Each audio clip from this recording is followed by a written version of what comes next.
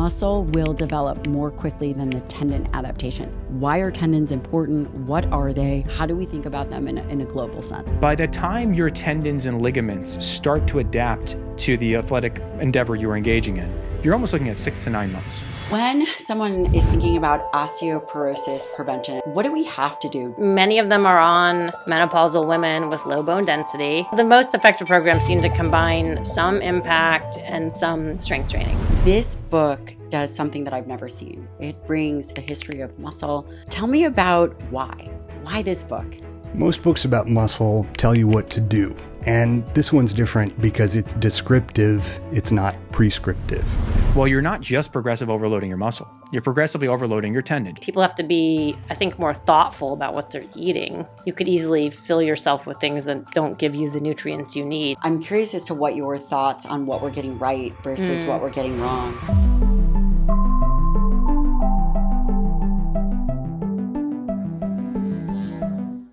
There are a number of topics that I'd love to discuss on this podcast, which include and are not limited to the things that limit our ability to progress, like tendon issues. Yes. Like back pain, hip pain, things that ultimately limit the quality of life. But let's start with one of the things that I think that we both see in clinical practice are issues with tendons. Yeah. And why are tendons important? What are they? How do we think about them in a global sense? Muscle is contractile tissue.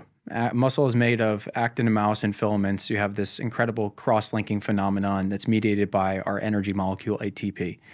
And we contract muscle and ultimately to move bone, but muscle doesn't attach directly to bone. It attaches to bone through tendons. And collagen is our most abundant protein in the body, and no surprise, tendons, that tendinous attachment from muscle to bone is predominantly made of collagen. So tendons are, by definition, they are non-contractile tissue. They're almost like if you think about a short bungee. So they exist in a relaxed state called the crimp state, and when the muscle contracts, it pulls on that tendon, takes the slack out, and then it winds up attaching to the bone to move the bone. And tendons have this incredible quality called visco-elasticity, which is a cool word. But everyone is going to be quizzed on this later. There you go. So visco-elasticity, it means that the mechanical behavior of that structure changes the degree of strain that you put on it. So at low strain rates, tendons dissipate energy. At high strain rates, they really put down the force. And so you can think about as you're walking, you might be putting some tension through your Achilles tendon by definition, but you're not putting as much tension through it as you are when you're running, and it's like a really tight spring. So the mechanical behavior of it does change. The tendons are on sort of an organizational level. You know, muscles have the contractile elements. You have muscle fascicles. And fascicles, for those who are listening, are bundles of proteins. So you have this structures, you have a larger structure, and then you also have within that these composition of these microstructures of fascicles. And fascicles are a fascinating thing because they are present in muscle, tendon, and nerve. And the reason for that is because we're not uniplanar individuals. We don't just function in one plane. We function in forward and backwards, left and right, and also we rotate. And so muscles and tendons, as they're trying to move a bone, they need to have specific elements stressed, not the entire system stressed simultaneously, but the fascicles actually allow for tendons to be strained specifically. So you could think about like a pitcher. So a pitcher, the job of a rotator cuff, and this is a cool point that I really like. The job of a rotator cuff is actually to stabilize the ball on the socket. We think about rotator cuff strengthening exercise, you'll see a lot of people with bands and cables and strengthening up the rotator cuff, and it does that. It does rotate the arm, hence its name. But the shoulder is an inherently very mobile joint.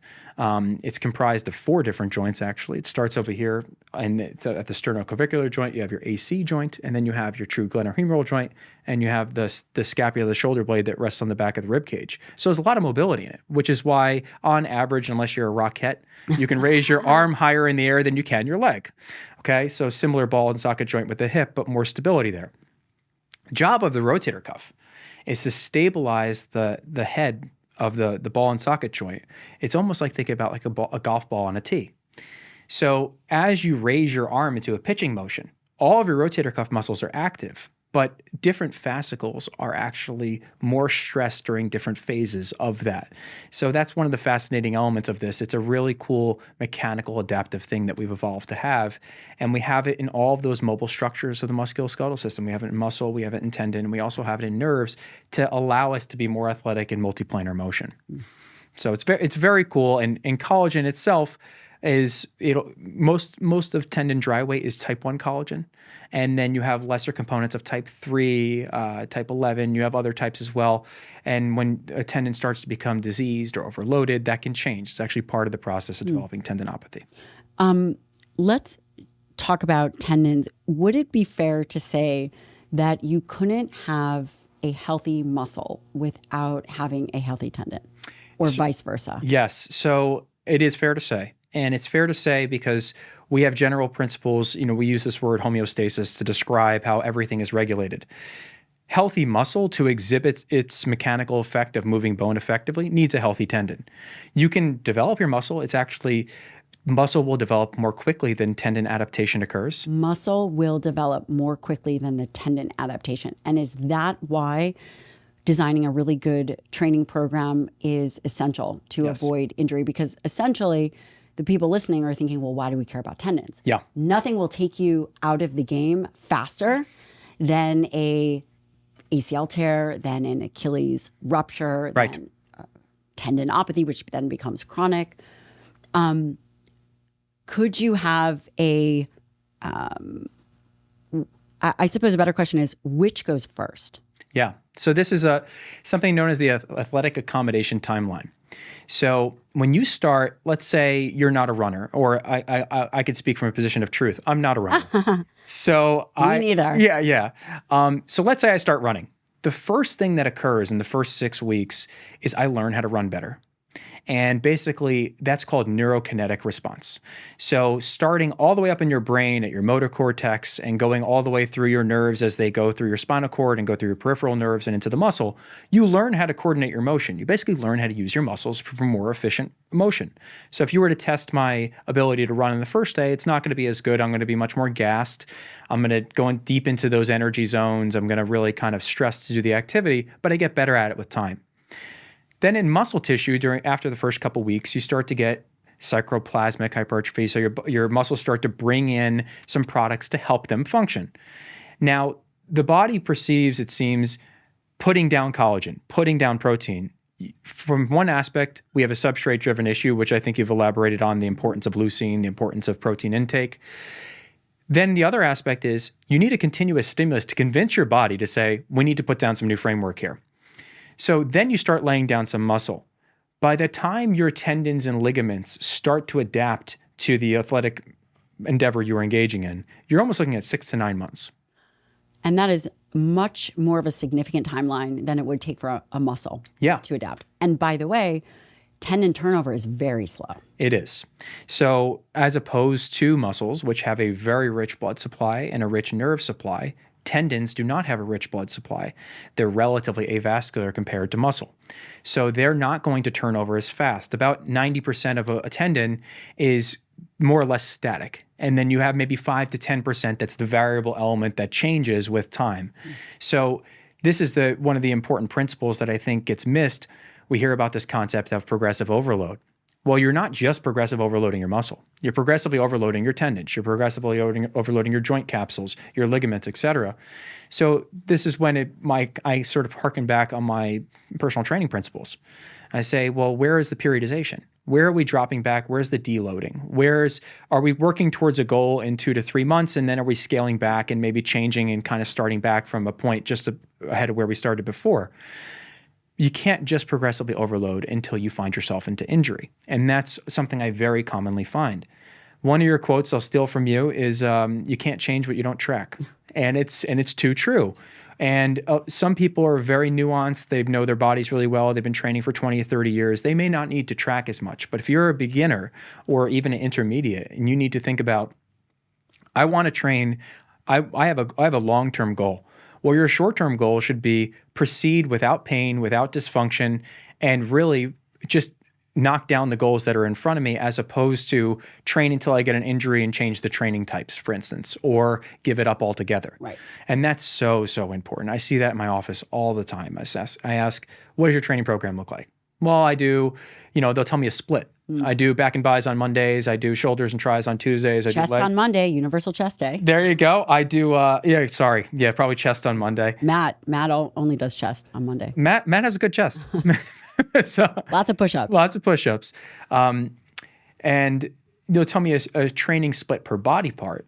But what about the global period? Like, how are we actually looking at the overload of these tissues over 2 to 3 months? And what is the expectation? Is the expectation that you're going to progressively overload until you're the world's strongest person, or are you going to have to scale back? You've heard me say it before, muscle is the organ of longevity. Now I'm putting the playbook in your hands. My new book, The Forever Strong Playbook, is your roadmap to building real strength, not just in your body, but in your health, your energy, your life. This isn't theory. Inside, you'll find the exact workouts, protein-forward recipes, recovery strategies, and mindset tools I use with my patients and live by myself. This book is for anyone and everybody who wants to age powerfully, stay vibrant for their family, and show up strong every single day. When you pre-order, you're not just getting a book, you're joining a movement.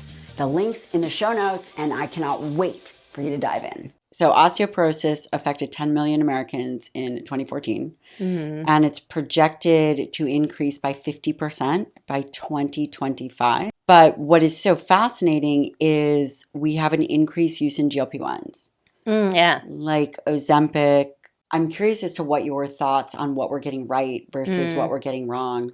Yeah. So the GLP-1 agonist group of medicines is fascinating. They are, currently used a lot for weight loss, and people lose a lot of weight.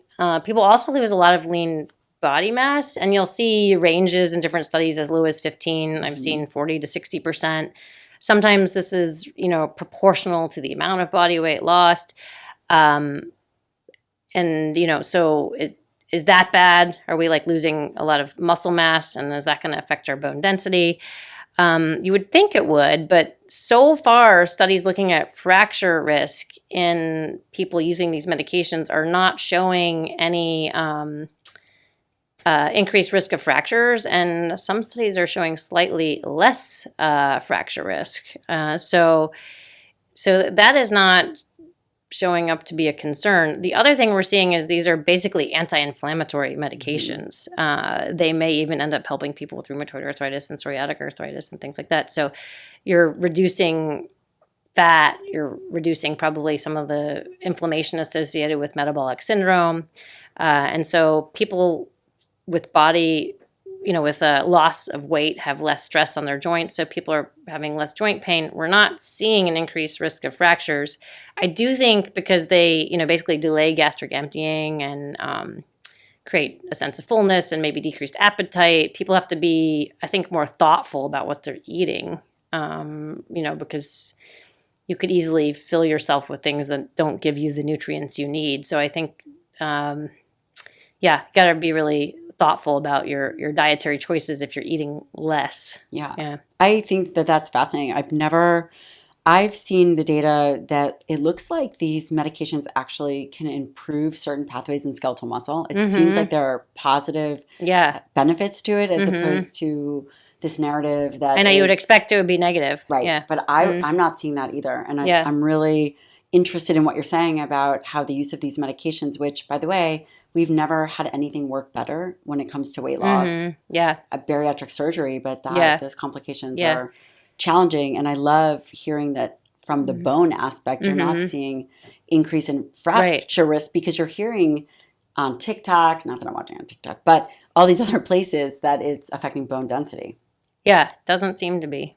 And maybe having the opposite effect. So, do you think that there's so far they can't lose unless you get them taken away from you, and then people rebound. But right. So. And again, if they're doing the right things like strength training and eating dietary protein. Oh yeah, I definitely think people need to strength train while they're going through the weight loss process. Yeah. When someone is thinking about osteoporosis prevention, and I think I messaged you, what do we have to do? Do we have to do plyometrics? Are there certain movements that we should think as women that we should all be doing to prevent? Yeah. I think about my mom. So my mom is in her 70s. She would cringe. She's like, you can tell everybody because I look so young. This is what my mom says. I always round up by a year. I always say I'm 46 now. I just say I'm 47. Yeah. But, I watch my parents in the gym and I am concerned about them jumping or doing any kind Breaking of something. I totally. I'm like, Yeah. So both themselves and something in the gym. But yeah. yes. Right. So that's been studied. The high impact activity, and in almost every study, there aren't injuries reported. Now, these are, of course, supervised programs, and there are people who have bad balance or maybe more of a fall risk. And I think all of that has to be taken into account. But there's huge heterogeneity in the studies on exercise programs for addressing bone loss. And many of them are on menopausal women with low bone density. Many of them show gains in bone density, like ranging from like 1%. With strength training or with plyometric training? Generally combined strength training and some impact training. It doesn't have to be a ton of impact training. Like one of the studies showed improvement in bone density and using like 50 jumps per session a few days a week added to the, it made a difference. So, but the most effective programs seem to combine some impact and some strength training and a few days a week. They're all over the map in terms of numbers of exercises, numbers of reps. The intensity, is it 50% of your, one-time max, or is it 80% with lower numbers?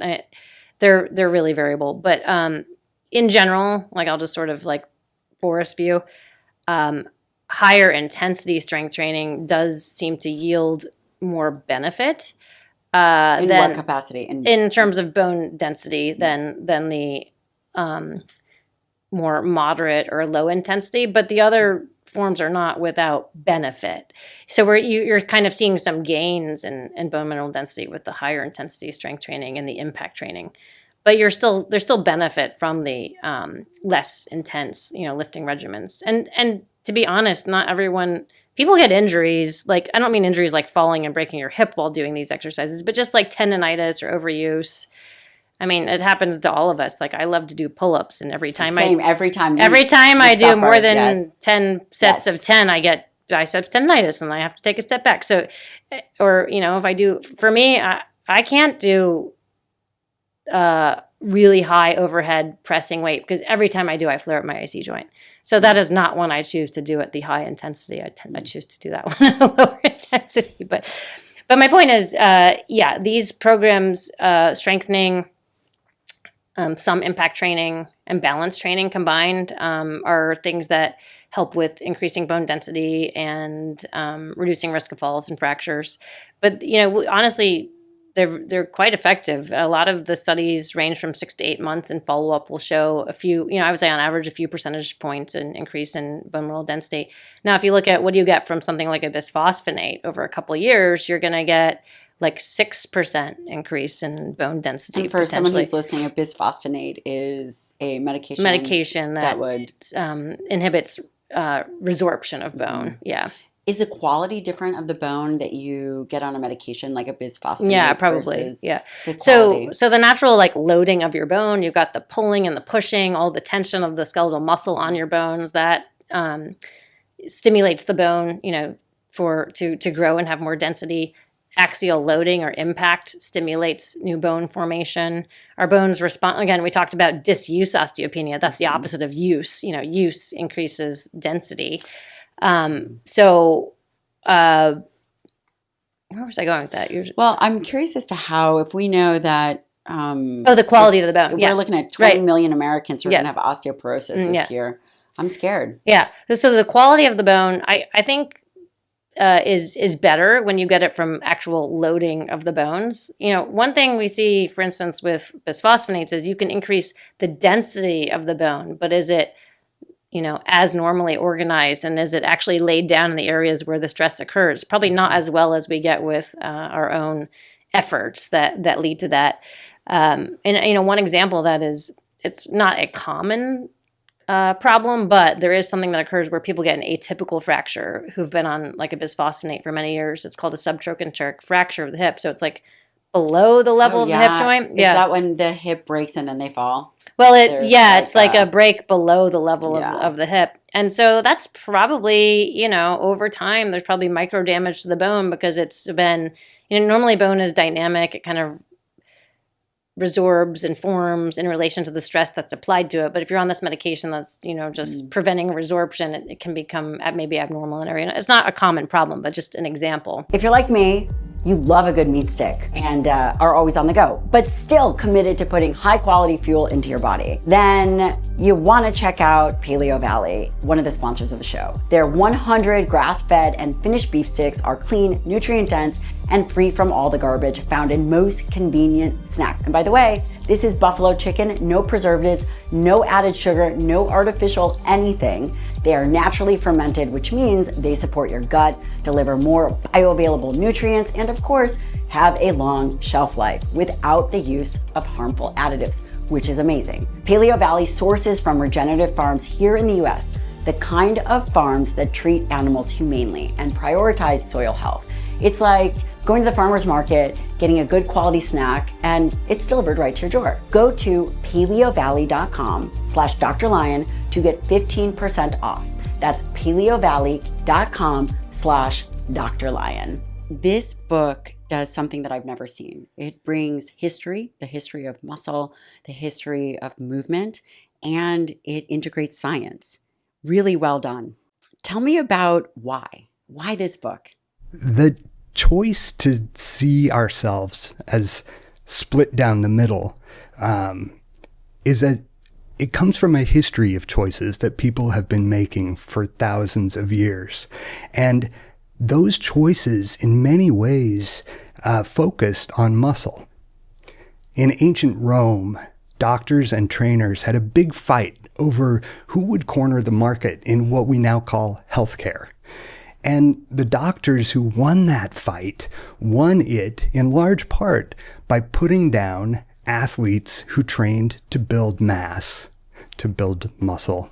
There was one, Galen of Pergamon, and he said that athletes who trained to build mass were incapable of rational thought. He said that they actually smothered their souls with the slime of this muscle, right? And that kind of marked muscle as a locus of anxiety and marked it as something.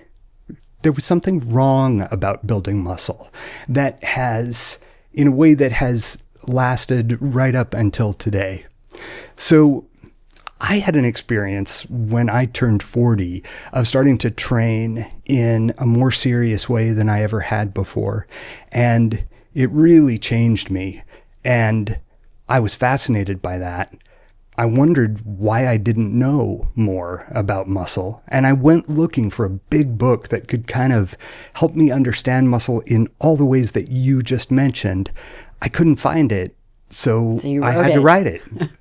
And to be fair, you are an acclaimed journalist and author. You have been contributing editor at Vanity Fair. You have contributed to the New York Times, GQ, the list goes on. You've been a very curious person, which is evident in this book. After you had this moment of understanding we had really missed the mark on skeletal muscle, how did you decide about the sections in this book as you began to formulate? There's 3 big characters. There's this story that becomes interwoven. How did you begin to break that down and think about it? Most books about muscle tell you what to do. And this one's different because it's descriptive, it's not prescriptive. So I knew from the beginning that my way into talking about muscle was going to be through individuals, really fascinating people. I knew that one of them had to be a doctor.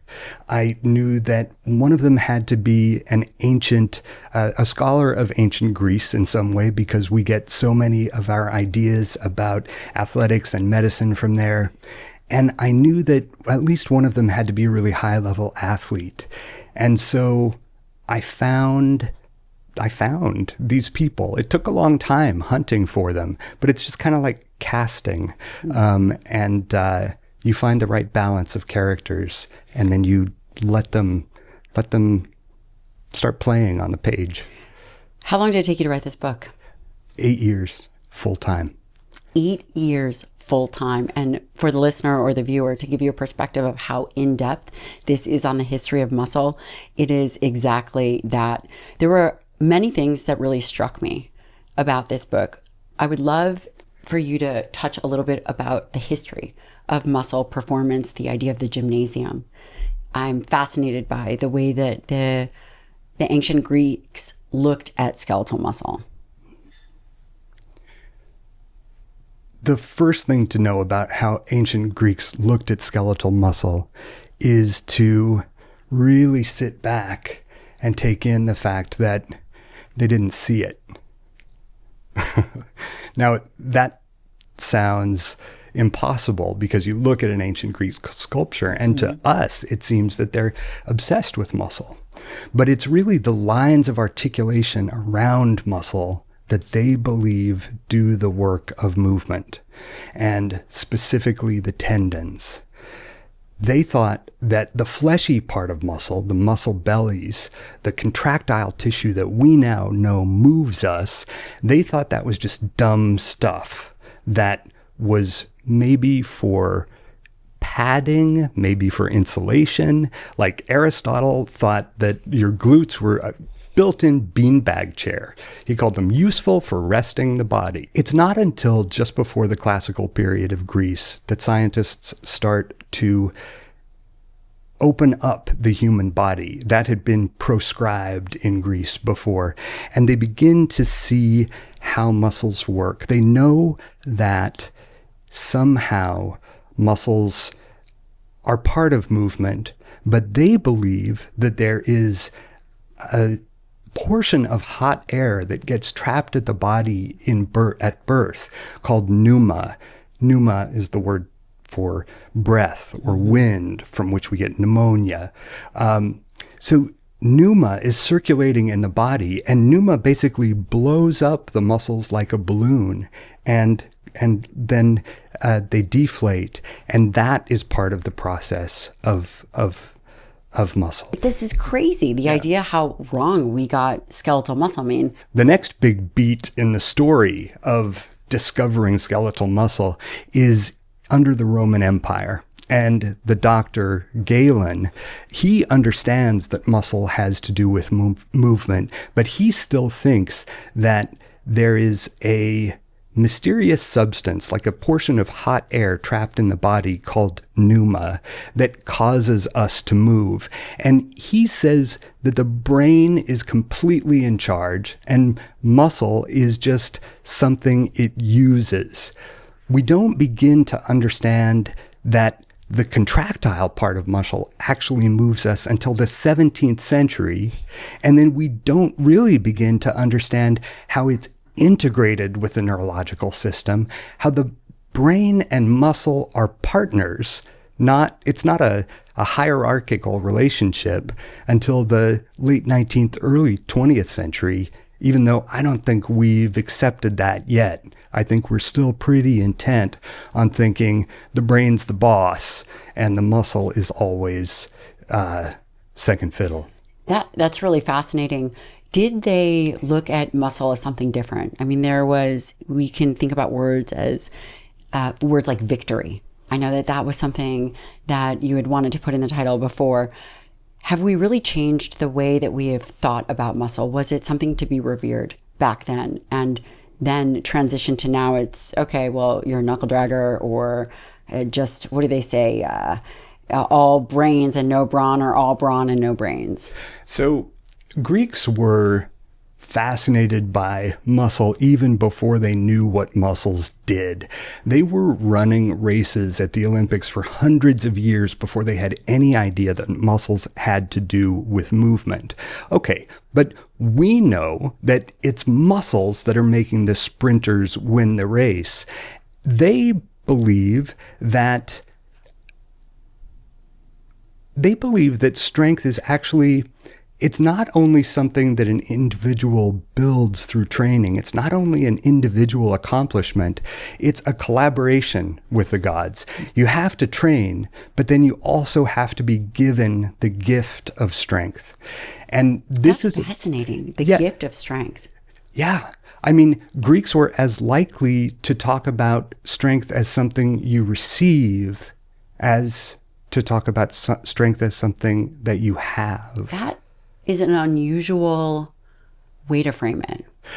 But there is a connection between that and current physiological thinking in that there remains an element of mystery in performance, an element of unpredictability in performance that you see in something like the supercompensation effect after a periodized training regimen.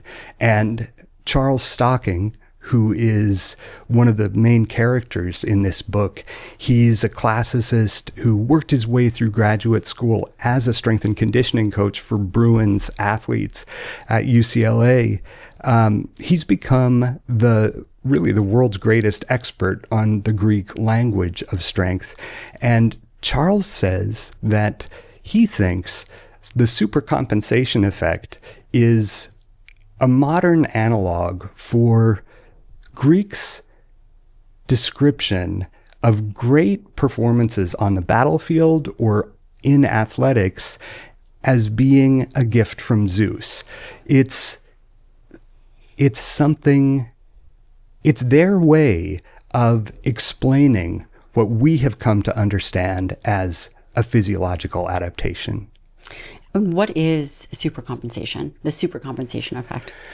Supercompensation effect, just in simplest terms, is it's the outcome of a certain kind of cyclical training. So, you can't push harder and harder all the time. You've got to take a couple steps forward, a couple steps back. Periodization, the many forms of it are ways of organizing our training to build up to a moment where we have a high level of performance. Just before we reach that highest level, we take a rest. And in that rest, our bodies repair ourselves so that we can leap ahead of where we were before that rest began. And I have a quote from your book, and it's, ancient Greeks considered strength not mainly as a, quote, an individual accomplishment based on individual effort, but as a paradoxical phenomenon that depended partly on what a person did and partly on what help and gifts the person received from the gods. That's right. I'm sure the listener, well, you guys better be interested in muscle, but really understanding, we talk about it in terms as if we've always known it. This is the bicep, this is the quadricep, but very few of us, myself included, have thought about the history and putting it into context of what was thought of it before we knew it was actin and myosin, and that these muscle fibers and muscle bellies were attached to various parts of the body. And there's a whole history of what we imagined it was. And let me give you a really concrete example of the gift of strength in action. As the best as we can tell, the very first Olympic event was called the Stadion. The Stadion was the equivalent of the 200-meter sprint now. And the way the Stadion was set up, the Stadion was a race between two altars. The first one was an altar to a hero who was a human who lived a long time ago, but was especially blessed by the gods. The other altar was to Zeus, the greatest of the gods. On the altar to Zeus, they had laid out their sacrifice to him, which was the best part of the bull, the fleshy thighs. Now, this is a time when meat is not a part of anybody's regular diet. So the whole community is there, and they're looking forward to this feast on meat, which they never get to taste at the end of the day. Everybody's watching this. The priest of Zeus is standing right by that altar, and he's got in his hand a torch. And what the athletes are looking at as they're getting ready for the race is the torch in that hand, because what they want to do is be the first to get there, take the torch, light that meat on fire, and give everybody this just great gift they've been wanting for the whole 4 years. And you run faster if you're trying to complete the sacrifice that brings your community together than if you're just going for a run. And they all believe that the person who wins because Zeus gave them a very particular kind of strength called kratos. Spell it Kratos. And kratos is only given by Zeus. It is the strength of winning. Wait, $3,000? Wait, is that number right?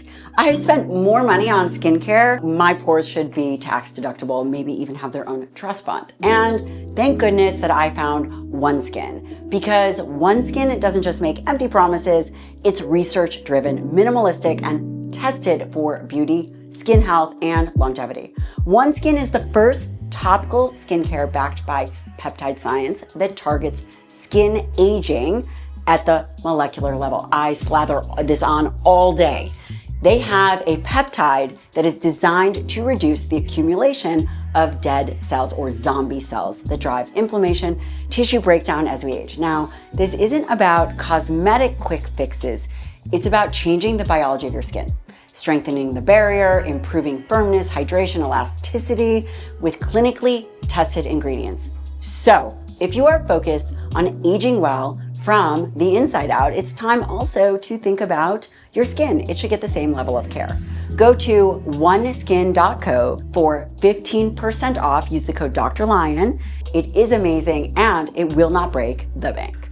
So for instance, like impact exercise in particular Can you define impact exercise? Like a jump, like it could be jumping rope or a box jump, jumping jacks, running, something where there's like some takeoff and landing. There's a little flight, basically. So and that's different. And, you know, when we think about that, that's different than doing, say, a leg press. Because I would think that a leg press would build more muscle. But what I'm hearing you say is that the takeoff and landing, actually, that targeted activity, if I'm not mistaken, bone stimulates bone a more robust way or differently. Is that true? Am I? Yeah, because you're kind of like, it's more like twice the ground reaction force that you would have with just like standing or walking, for instance. So like a leg press is a load-bearing exercise. Load-bearing exercise is good for bone density. Like, in the opposite of that would be not load weight, but like being on crutches and getting, again, being an astronaut. Being an astronaut is the extreme example of disuse osteoporosis. So yeah, load-bearing, muscle pulling on bones, those things do stimulate bone formation, but you get an extra oomph from impact. Even though you can't weight it as much.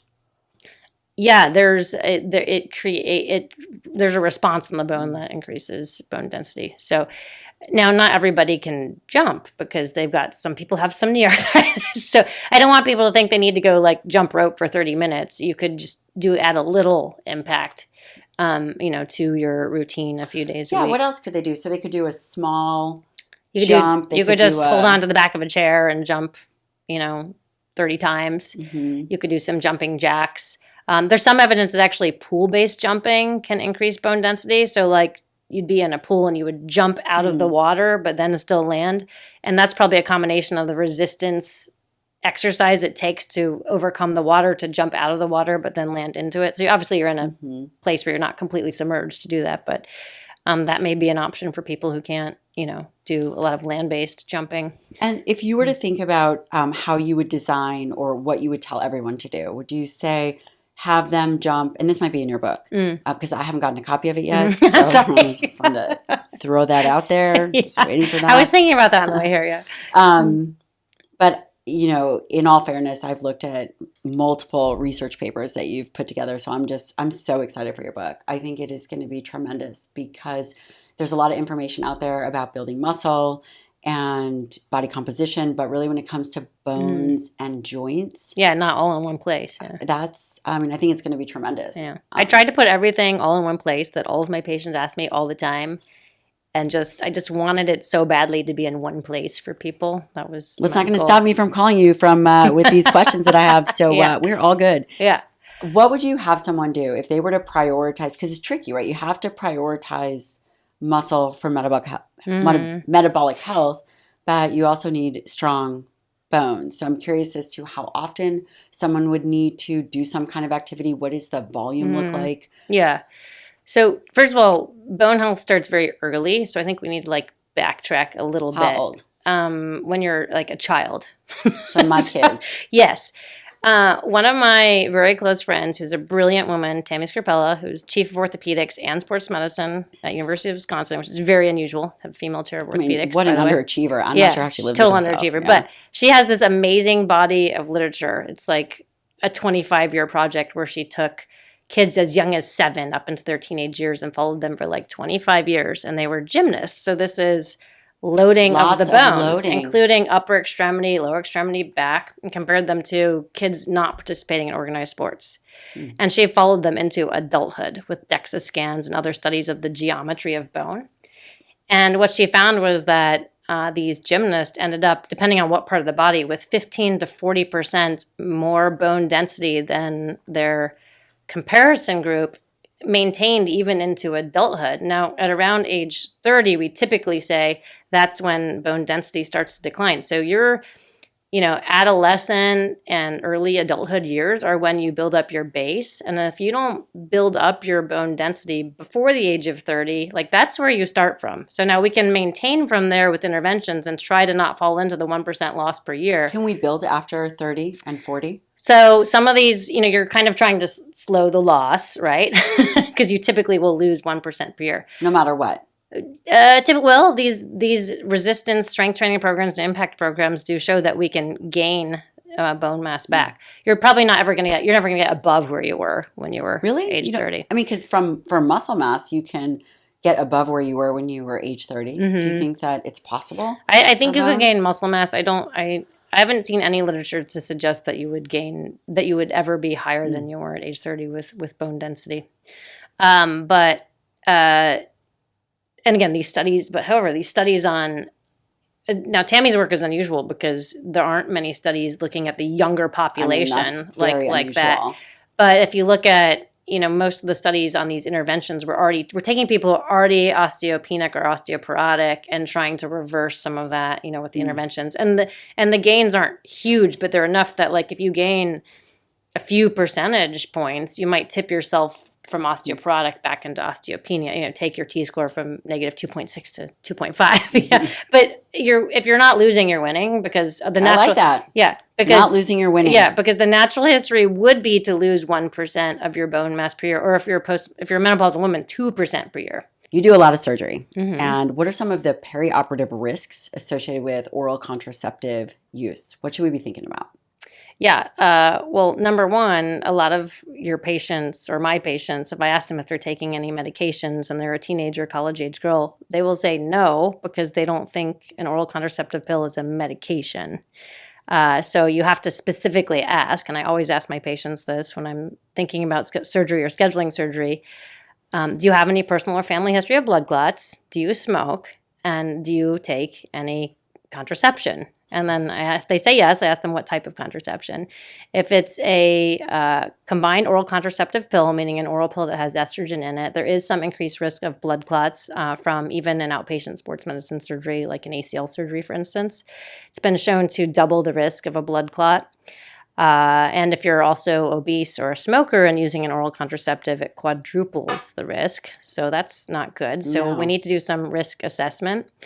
You also do have to pay attention to things like a NuvaRing because that's, an estrogen delivery that's exogenous. We don't know the clotting risk is as high as it is with an oral contraceptive, but that's still a risk. So basically, exogenous estrogen that's, part of contraceptive delivery is a risk for perioperative blood clots. So sometimes that may affect our post-op plan in terms of blood clot prevention or just kind of raise our antenna in terms of concern for screening for a blood clot if someone has calf pain or swelling.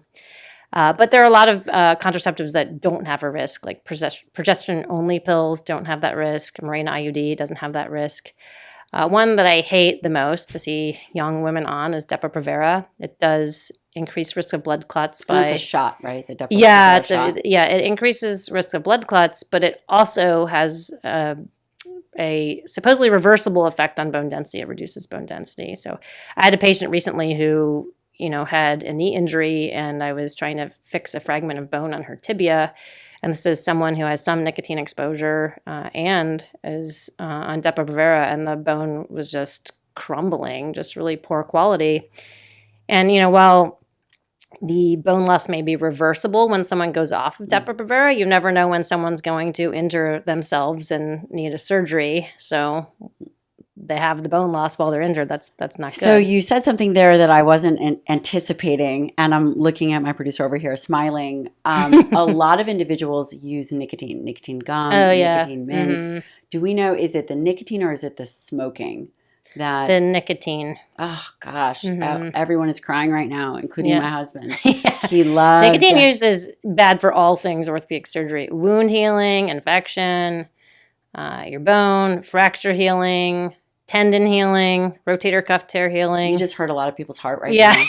Because it's a thing. So I did my fellowship in geriatrics. And one of the things, actually, I did it at WashU.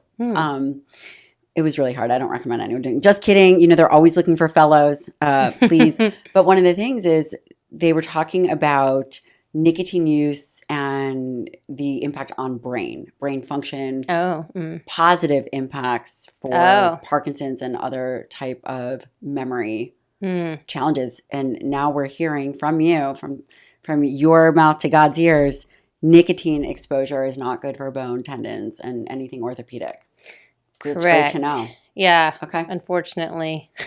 We're all crying now. Yeah. You said something else. You said oral contraceptive or exogenous estrogen use. What about individuals that are using the patch? Transdermal estrogen used at the level in menopausal hormone therapy has no increased risk of clotting, as opposed to the oral versions, which do, and that's because the transdermal delivery basically bypasses that first pass through the liver that can affect the clotting cascades. So transdermal estrogen is, quite safe. Now, one question mark is if you were having like a major orthopedic surgery, where you have another risk factor, does transdermal estrogen add to that? I mean, in the non-injured population, there's just really almost no risk for transdermal delivery. So transdermal delivery is very safe. I don't want to open up a can of worms here, but we talked about estrogen. When you are discussing menopause hormone replacement therapy, are you thinking about estrogen? Are you thinking also about progesterone and testosterone? Oh, right. So if you have a uterus, you can't use...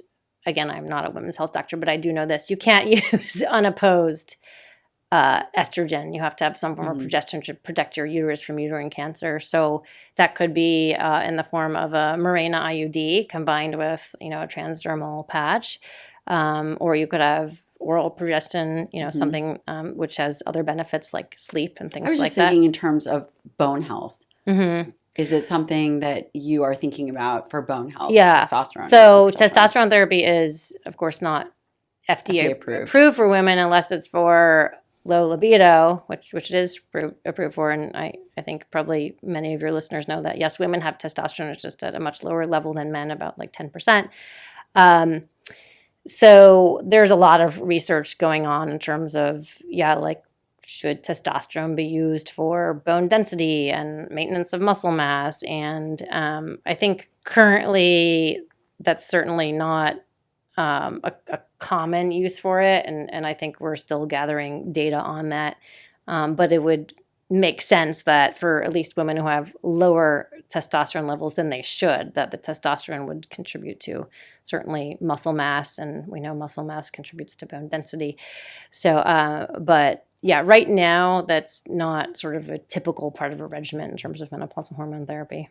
Not yet. Not yet, yeah. If you are young, you suggest you have 5 kids. Did you have them start your sports? Kids? Yeah, early? Yeah, they all have participated in sports. And we have a couple that didn't love sports, but sometimes we would go on walks and they would call them forced marches. But, like most of our kids enjoy sports. I mean, I think sports participation in athletics is really important in adolescence and very important in girls. Yeah. Because, if girls aren't participating in like high school sports, that they're probably not going to go off into college and then like go do a regular workout. Like I can't imagine not exercising every day. Right. But I grew up always being active. And I also think it's really important to model activity for your kids, like work out with them or them seeing you work out. Like my husband and I, we very much prioritize exercise and strength training. And our kids know we have to get a workout in every day. And they've, over the years, been, we always have a workout room in whatever house we live in. And awesome. they've always spent time in those rooms or used the equipment or whatever. So I think you need to model for your kids, but also you got to get them involved in activity, so they're active through those years. And that's from bone density, cartilage, tendons, muscles. I think, now you don't want to overdevelop muscle too quickly and pull on tendons too hard before you're done growing, because that's when you get things like apophysitis, like you've probably heard of Osgood-Schlatters disease, or of the knee, where people get that bump on their shin bone. They're aggravating the attachment of the tendon to bone, because when you're not done growing, your tendons are a little stronger than the attachments in some ways. Your tendons are stronger than where they attach to attachment bone. to the bone. Mm-hmm. So you can get apophysitis, which is just irritation of the attachment of the tendon to the growth center on the bone that it attaches to, because it's an area of growth. So, that's when, and your child will know if they're doing too much, because it'll hurt and they'll tell you, and it's just a thing that where you kind of rest as needed. There's no intervention other than rest as needed. But so sometimes too much activity can lead to apophysitis in kids, but physical activity is very good for children. There's we have a huge obesity problem in America. In general, yes, being active is good. Not being, you don't want them to be sedentary. No. Yeah.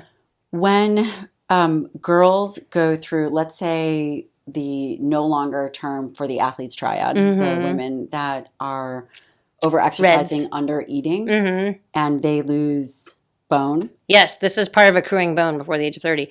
So that is a huge risk factor. Like, let's say you had what used to be called the female athlete triad, like when you were in high school or college. You had an energy deficiency, whether it was from inadequate energy intake or just not matching your output with your intake. That's actually a lot of, so the reason the term is now relative energy deficiency syndrome, it's not always with disordered eating. There can just actually be, you're underfueled chronically. This will be the kid that presents with a stress fracture, the cross country runner that they don't have. And what she means by that is that, say, for example, an individual is really active and they're just not thinking about eating, and they just cannot keep up with the demands. They're eating a lot of food, but they're still underfueled. Yes, they're underfueled. And so if you tip into a state of amenorrhea, where you're not having cycles, you're now in like an estrogen deficient state, very low body weight, you're losing bone mineral density when you're supposed to be building up your base. Right. And so people can they'll arrive at 30 with diminished bone density. And so you don't want that to happen. Now, let's say you're... And what's done about that? Do they give them the pills? Well, nutritional consultation, endocrine consultation, you can use contraceptive pill. But they won't catch up. And again, I don't want to be negative. Will they?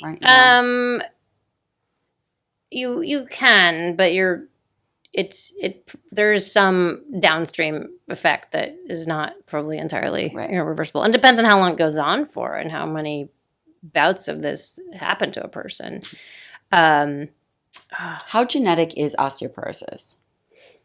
I don't know if we know the exact genetic propensity, but if that is a question when we're assessing risk, like if you have a family history of osteoporosis, that makes me more likely to send someone for a DEXA scan.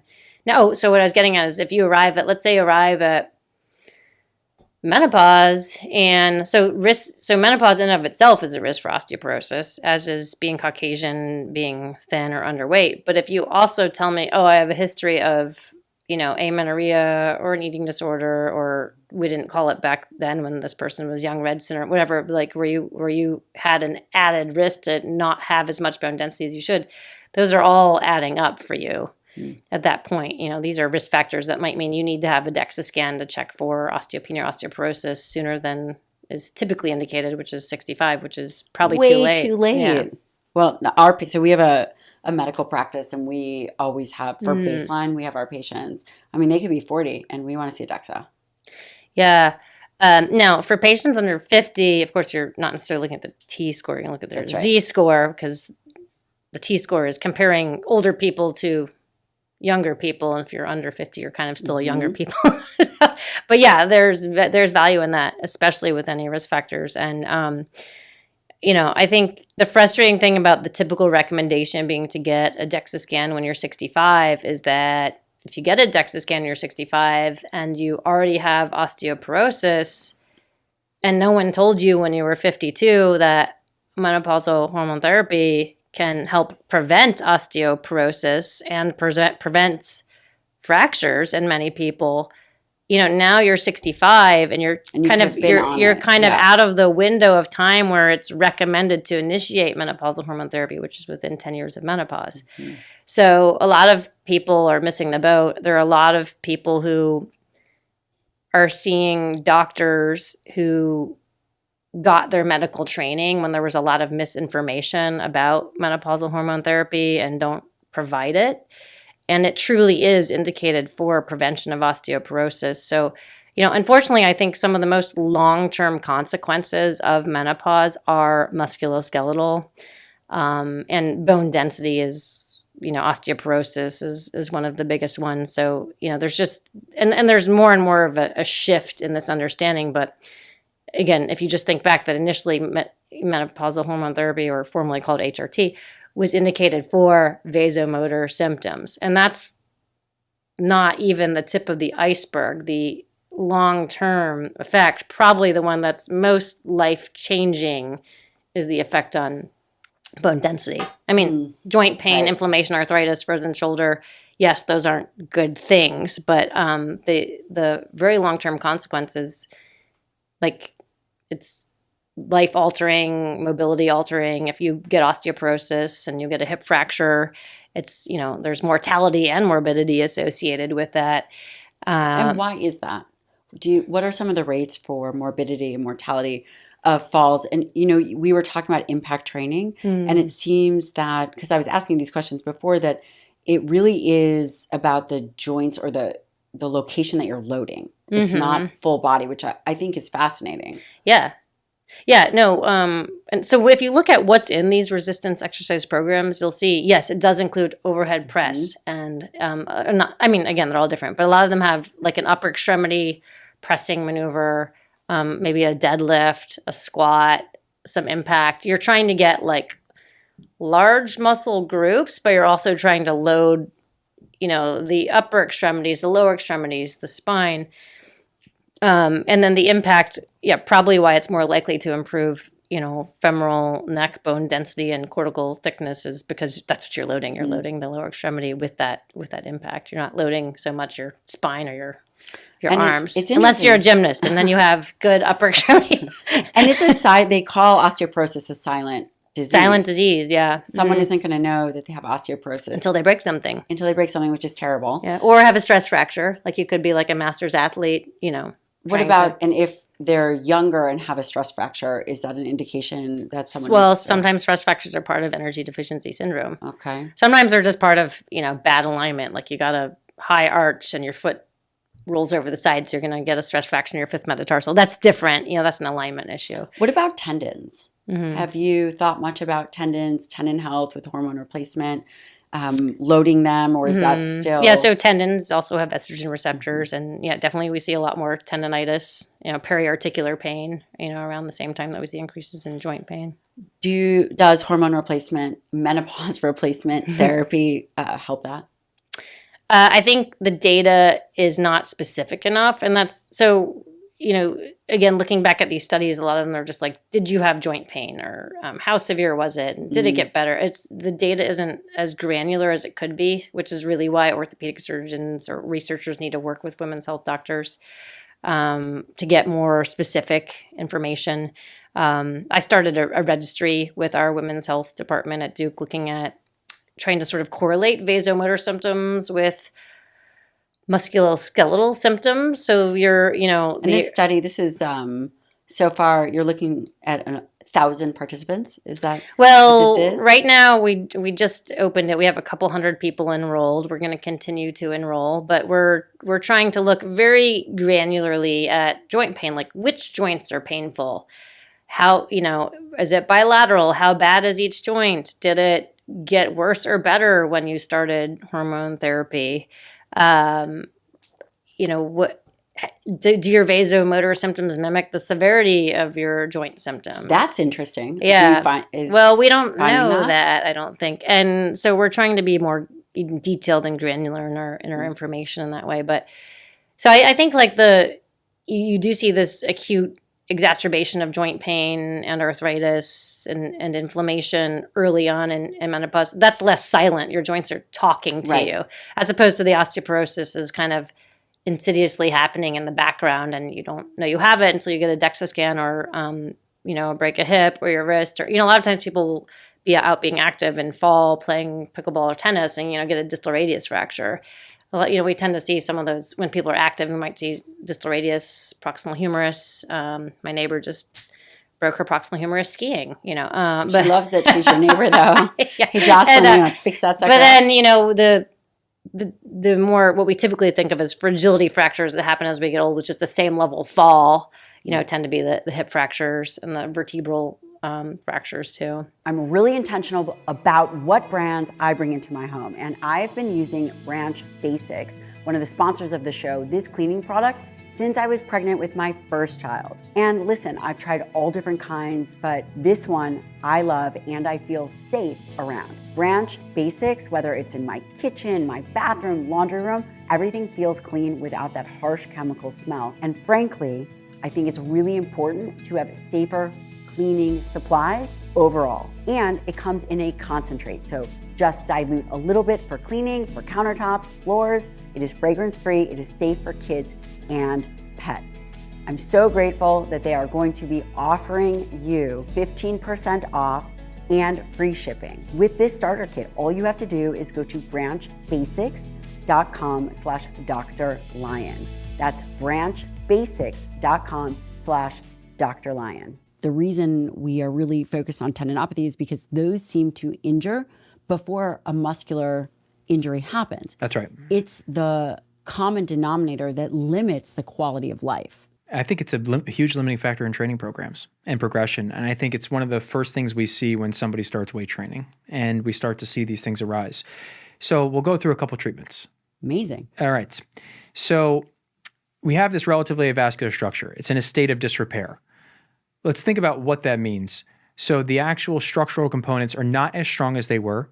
And you could think about this like you have a house that is not perhaps built as well as it could be. You have a leak, whatever else it might be.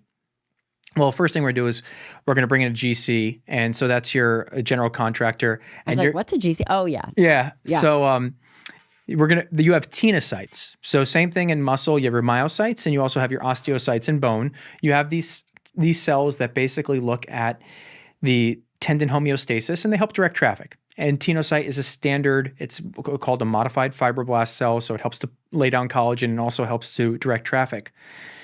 The tenocytes will sense that something's wrong and they'll bring in other cellular products, one of which is that you will start to grow little blood vessels in the area.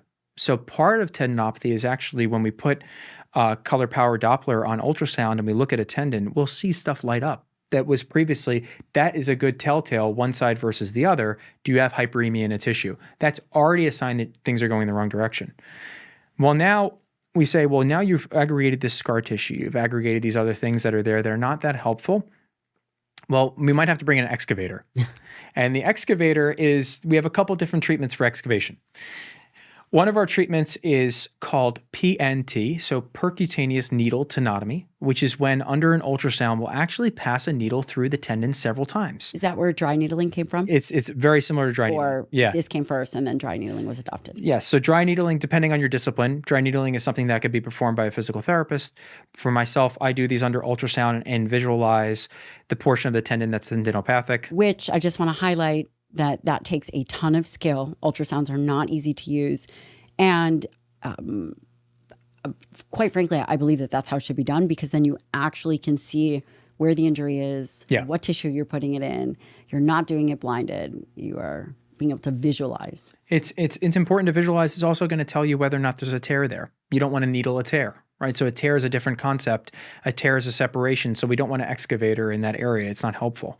So the thought of passing a needle through a tendon several times will actually help take this state of chronic disrepair and convert it to the acute inflammatory phase again, and basically help to cycle out some of that stuff.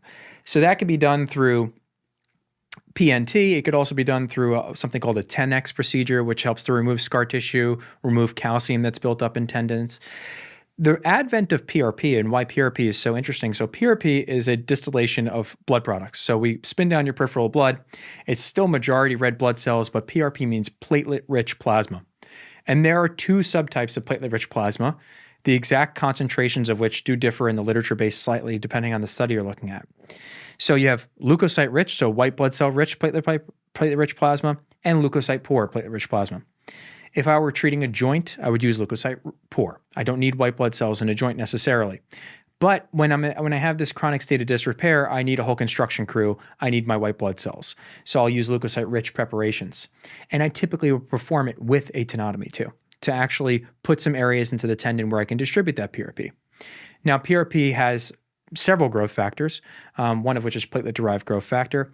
And this helps to basically stimulate the tenocytes and another type of cell that resides in tendons called TSCs, tendon stem/progenitor cells. So you do have a repository of stem cells within your tendons. It's just a question of mobilizing them. So conceptually, we thought, well, PRP makes a lot of sense. Depending on the tendon and depending on the literature that you're examining, it can be very effective. On a whole, I would say it's probably a 50-50 proposition depending on the chronicity of your tendon problem, as well as whether or not you have a tear concomitantly and where that tear is. Not all tears are made equal. The tendon itself, right? So you have the muscle coming towards the tendon. You have a myotendinous junction, which basically looks like a finger where the tendon is interlocking with the muscle. And some tears do occur there, and those can be quite tough to treat. But then you also have something called the enthesis, which is where the tendon attaches to the bone. And so those are the most common ones we are treating. Now, you can have a tear at any portion in that tendon. So they all have different prognoses. If you have a tendon on the bottom right by the bone, that's a different prognosis than the one up by the top by the bursa. So we try to extrapolate from the natural history of this. What's the percentage chance it's going to heal? Where is it? How big is it? How impactful is it to the amount of strength you can produce in the relevant muscle? How impaired is it? And then would we consider, is this a large enough tear that it should go to surgery? Is this something that we should try PRP in? Important for people to know. If you do suffer a tendon tear, there are different types from a perspective of if we're just looking at a large tendon. You can get what's called a full thickness tear, which is when it's like as if somebody punched a hole in a paper, goes straight through from top to bottom. And you usually know when you do those. Yes. That is, I've had quite a few injuries, and when that happens, it's not like a tendinopathy. You don't necessarily, it might be a little irritation, and then you go back to the thing, and then you irritate a little bit more. That's right. But when you get a full thickness tear, that is an acute injury that typically will take you to your knees or whatever. Yeah. So the full thickness is the pothole, and then there's something called, so we say full thickness incomplete or full thickness complete. Incomplete would just be, I have a sheet of paper and I punch a hole with a hole punch. Complete means I literally take a pair of scissors and I cut the paper in half. If you have a complete tear, now the tendon is no longer attached to the muscle. That is a surgical problem, okay? That is not something that's likely to heal by itself. That would be, for example, like a tricep tendon tear or a bicep rupture. Yeah. So And depending on how important the bicep, so for instance, the bicep is interesting because the bicep is almost like a fifth rotator cuff muscle.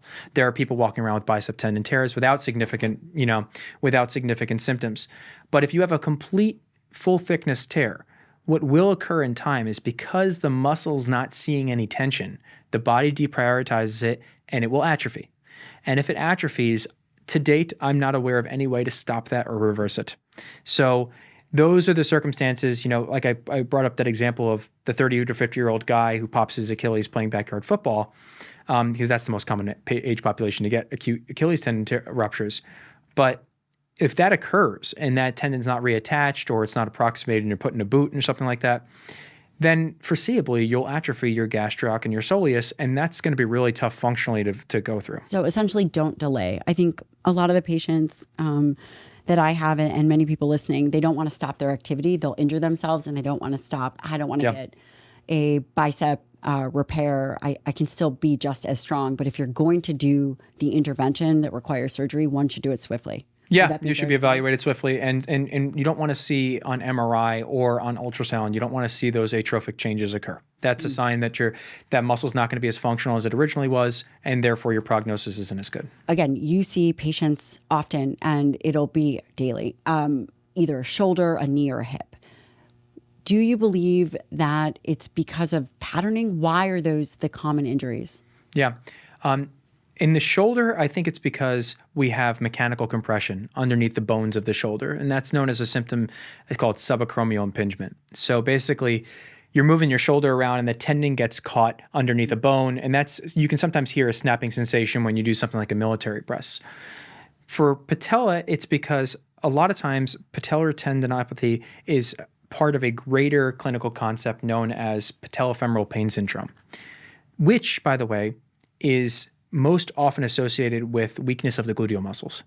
So the knee is overloaded trying to do too much work, and the glutes are not adequately supporting the knee and the hip. So the posterior chain is actually affecting the anterior chain. Yes, and posterolateral specifically. Huh. So hallmark of patellar tendinopathy, patellofemoral pain syndrome, we commonly will look at strengthening up the gluteus medii on the side of the hip. And then the whole goal there is, can you get back to walking and running with stabilization at the hips so that there's not so much pain at the knee?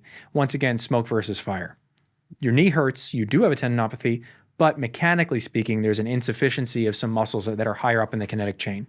It just seems really challenging as we think about long-term projection of people's lives to figure out that, I have a weak glute med and you have, I don't know, just pick a different muscle. Sure. Are there things that individuals should all be doing? Should we, we wake up, we brush our teeth, we brush our hair. Should we be getting up and doing glute activation? I don't know, I's, T's, and Y's for our shoulder. Are there things that we could embark upon now to very specifically prevent a mechanical injury from a tendon that we don't even know that we have? It's a great question. And in trying to distill what makes a lot of sense, I will give home exercise programs to patients almost to that exact effect.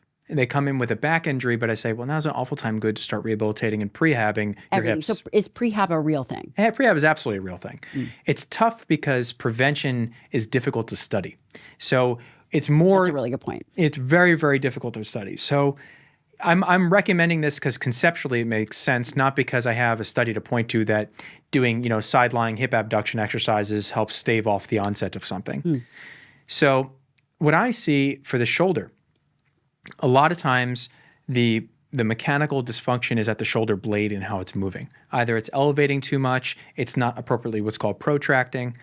And a really good test to see how your shoulder blade's working is to do a push-up with a plus. So at the top of your push-up, you push out the ground a little bit more. If you're trying to achieve that motion by rounding your thoracic spine, you can't appropriately actually work through the back part of your rib cage and your shoulder blade to get that to work well. So a push-up with a plus that I like. For the hips, a single leg stance squat. So would that be a pistol squat? So actually, I prefer this like skater variety. Okay. So your I know exactly trail leg is behind you. So I like to see single leg stability, and single leg stability is a great determinant of how you are actually going to progress through your gait cycle. So a lot of people, this is a really good thing, and I'll show off my PM&R residency here. So And is this standard? So do all physical medicine and rehab physicians need to learn biomechanics? yeah, it's a huge element of our training. It is a part of your training. And I'll tell you why, because unless you understand normal biomechanics through the gait cycle, you can't rehabilitate somebody with a stroke. Once they're hemiparetic, once they have a foot drop, it's really tough. So you have to know the normal mechanical determinants of gait to understand the dysfunctional elements of it. So I like to see how, with regards to the gait cycle, 60% of your time is in stance phase, 40% of your time is in swing phase. There's a 20% portion that's called double support, where both legs are simultaneously on the ground. So your glute med is actually active to stabilize your pelvis. So if you see somebody with a lot of hip movement while they're walking, you don't want to have 100% stiffness, but you want to have stability.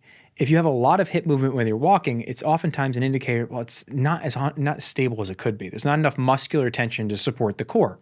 The center of mass in the body is in the pelvis. So I always encourage young athletes, I'm like, if you have to focus on a couple things, it would be very stable through your pelvis. You can't shoot a cannon from a canoe. Okay, so you need stability in the pelvis to put force down through the legs. All athletes, regardless of what you do, are made in the legs. So all athletes are made in the legs. Yes, and I believe that very strongly. Great pitchers have a good set of legs. They know how to really drive off. Even look at Mike Tyson, right? One of the greatest knockout artists that has ever existed in the heavyweight division. He had monstrous legs, right? It was a huge element why he was able to compete with people 6 inches taller than him. So I believe it's a good, stable core that can rotate under load, good, strong glutes, and knowing how to keep your spine stable is really important. So good neutral spine throughout the range of motion. And then when you're walking, you're going to be, you do swing the thoracic spine in rotation a little bit while you're swinging your arms, but you want your body to be stable. You want to be able to walk slow, and you want to be able to sprint fast. And if you could do both of those, you kind of check in with yourself. If you can't walk slowly without feeling like you're off balance, something's a little bit off. Do you think that everybody should continue to sprint or never lose that ability? I would love for everybody to sprint. I think sprinting's fantastic. It's also a great check-in to see where you're at. But if you are doing it, you need to be very careful with load management, because if you haven't done it in a while and you go back to it, it could be a major risk factor for Achilles tendons. And to be clear, well, actually, I avulsed my hamstring doing a long stride sprint.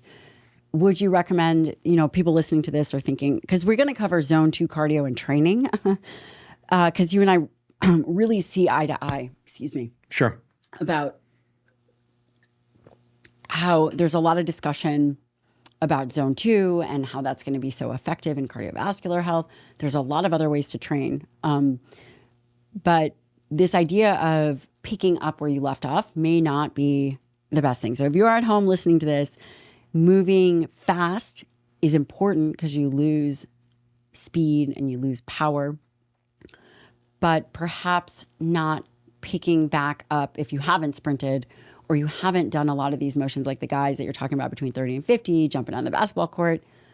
You probably have to build up to that. Is that fair to say? It's absolutely fair to say. Can we talk a little bit about, let's tie up the rest of tendinopathy, because I'm curious about some risk factors, which in my mind would include medication. Yeah. Common medications that may affect tendon health. Yes. The first one that comes to mind is fluoroquinolones. So that's like ciprofloxacin, levofloxacin. That's a whole class of medications. Those are antibiotics. Fluoroquinolones are very strongly linked with tendon problems and tendon rupture. We believe that this impacts tendon metabolism and integrity to some degree. So those are of concern. There's some, I think, very good discussion around statins and tendons specifically. So whether or not they're beneficial. So if you have somebody who has hypercholesterolemia, they can actually deposit, I know you know this, but xanthomas in their tendons. So fatty deposits in the tendons. So in that case, a statin might actually decrease the size of their tendon and improve the tendon health. But if they had that familial hypercholesterolemia. That's right. But not if they just have high cholesterol. It's tough to say. Okay. It's tough to say because hypercholesterolemia, diabetes, gout, these are gout and / hyperuricemia are all risk factors for tendinopathy, and smoking. So if you look at the metabolic syndrome spectrum, obesity is also a risk factor. All of these things impair tissue healing anywhere in the body. So in a structure that does not have a great blood supply, that's constantly under load, it's very much magnified. That's an interesting concept I haven't quite thought about, again, because I'm so fixated on muscle. If someone is obese or struggling with any kind of metabolic dysfunction, that would affect tendons in general. Diabetes patients will rehabilitate more slowly than non-diabetic patients, and partly because tissue healing is slower. So there's an excellent textbook that I came across that actually looks at all the metabolic influences on tendinopathy, and chapter by chapter goes through it. And one of the aspects of it was just think about it like it's another structure in the body. It heals more slowly. Yeah. Bone fractures heal more slowly. Microarchitecture in bone is more slow. It's one of those things where it's reasonable to make a leap from one concept to another. If tissue healing and tissue repair is not as quick as it could be, or as comprehensive as it could be in one tissue, there's no reason to suggest that it's going to be better in another. So fluoroquinolones can cause a risk of tendon rupture. Yes. Which it's really important that physicians educate their patients. Yep. Don't go sprinting, don't go running when you're on these statins. Statins may have a positive effect depending on the person. Yes. Anything else that is known to affect tendons? Corticosteroids. So corticosteroids, I had a great attending while I was in residency. He said, if you just draw a body diagram, you can find a place that corticosteroids impact every part of it. And it's the truth. You can get hair loss. They can get, your skin changes color and texture. And no surprise, it does impair tissue healing. Now, the question becomes a very good question because it is part of my practice to provide corticosteroids. And also, it's important to point out, it's standard of care. It is. And so the question becomes, why are we doing what we're doing? And so in the circumstances of somebody has a tendinopathy and they're getting a corticosteroid injection, that injection should be guided. It should be into the adjacent bursa. You don't want to put corticosteroid into a tendon. That's not going to help anybody. But if you're putting it in the adjacent bursa, there's theory that perhaps you're going to anesthetize and kind of decrease the pain signals coming from those little nerve inlets that have actually grown into the tendon themselves. And if I get you some short-term pain relief for 3 months, which is on average what we counsel people for corticosteroids, if I get you some short-term pain relief and you can do the PT and your mechanics are improved, are you in a better landing spot than if I didn't do it? And that's a conversation I have with everybody around a corticosteroid. Now, oral corticosteroids are prescribed for a variety of conditions, rheumatologic conditions. And we're talking about a prednisone, a Meteral dose pack. That's exactly right. I even use them to some extent when we're treating low back pain patients who have a really bad low back pain bout and they have a flare and we can't get them in for like an injection or epidural. And we can't get them through PT because they're in such a bad spot, we'll use a Meteral dose pack. Now, Meteral itself is going to be absorbed by the body. Your body does not know exactly where to disperse this medication. It's going to be absorbed. It's going to impact hormone production. It's going to suppress natural production of things like testosterone and sex hormones. It's going to feed back on the pituitary and the hypothalamus and the whole chain and the adrenals. But at the tendon level, it can actually impact your ability to repair. And so if you're susceptible and you have a predating injury and you go through a Meteral dose pack and you go exert yourself, there is a potential that you can injure yourself. Now, once again, risk-benefit ratio in everything we do. I've used this phrase with you once before, and I'll use it again. There is no free lunch in biology. And it's too true. It's too true. So everything we do has side effects. Everything we do has a potential downside. Everything needs to be weighed for the person in front of you. So in the risk-benefit analysis that you're saying somebody has a tendinopathy, it's been recalcitrant to PT, you've tried to do some stuff, they have nighttime pain. Well, now the nighttime pain is impacting the rest of their body because they can't sleep well. Is pain worse at night? Depending on the tissue. So let's say, if you have a shoulder bursitis as a consequence of a tendon problem in your shoulder, nighttime pain is a hallmark of it. So, and is it because cortisol is lower? Why does that happen? Mechanical compression. So when you stop moving tissues that are relatively inflamed, they will touch other structures around them and sensitize them. And then specifically if you're like a stomach sleeper and you put your arm up to the side around your pillow, you might feel like your delt wakes up really sore. And that's because you're compressing a tendon. Tendons like load, they don't like compression. Tendons like load, they don't like compression. That's right. So same thing. We're learning a lot of really good one-liners over here. Really, really great. There's a same thing. Somebody has a gluteal tendinopathy on the side of their hip. Lying on that side will be very painful at nighttime. Extended compression on a tissue that's irritated, you're going to know about it. Somebody has an Achilles tendon problem, shoe fit's not correct, or they tried, say, they were in the first time in cleats for a while that they weren't in cleats before, you might inflame that area. Any other medications that can be harmful? There's perhaps more as well. But these are the big ones. Those are the big ones. I think more about in some circumstances, some of the hormone replacement that's helpful. I was going to ask you on the flip side of this, are there potentially oral agents or injectable agents that could be beneficial for tendon health? Broadly speaking, from a nutrition aspect or like a nutraceutical aspect, what we can take, hydrolyzed collagen has been proven to be a little bit helpful in studies. Leucine, no surprise there, has been, I'm sure leucine's been on this podcast before. Nope, never heard of it. Yeah, right. So leucine is actually a component of a proteoglycan around tendons called decorin, and it can help lubricate tendons. It's also, once again, a concept that makes sense. If it's good for muscle, it's probably good for tendon. So in these good for muscle, it's probably good for tendon. I love this because we have really left tendon out of the conversation. we're back to your neck of the woods in muscle. But the interesting thing is, we know that you need, to some degree, it's a substrate-driven issue. You do need adequate protein intake. It is a collagenous structure. Whether you absolutely need collagen, because your collagen is going to be broken down in your stomach and brought back, is, I think, a better question to ask. So it has been proven to be somewhat helpful. Omega-3 intake has been associated with decrease in tendinopathies. And is that because of its impact? You know, I always think, okay, well, what would the mechanism of action? Would that be an inflammatory perspective? I think it's the low-grade anti-inflammatory aspect of the resolving pathway. Yep. So I think that's it. Now, and for that reason, it's important to point out a hallmark of tendinopathy is expression of prostaglandin E2. And so for people who don't know, E2 is something that is present in acute inflammatory processes. It's why a lot of anti-inflammatory medications work. So omegas act on the same aspect without a lot of the potential downsides. So I will counsel patients to take omega-3 supplementation. DHA and EPA are superior. So I will counsel them to do that as well. Now, with other aspects, protein intake, leucine intake, vitamin C is a cofactor in collagen synthesis. So vitamin C makes a lot of sense. And are there doses that we know of? You know, I'd have to get back to you with exact dosing. I just know that dietary intake of vitamin C is associated with improved tendon healing. And have you heard of, I don't know if you ever use these in clinic, but SPMs, the specialized pro-resolvin mediators orally? I've not used them. What is Yeah, I am not so sure on the data, but we've used them. Some of my colleagues have used them a lot with operators. Okay. But you and I will have to look at some of the actual data, but I am curious. Yeah. And vitamin D can be helpful as well. So vitamin D has been proven to be helpful in tendinopathies as well. It can help decrease some of the pain.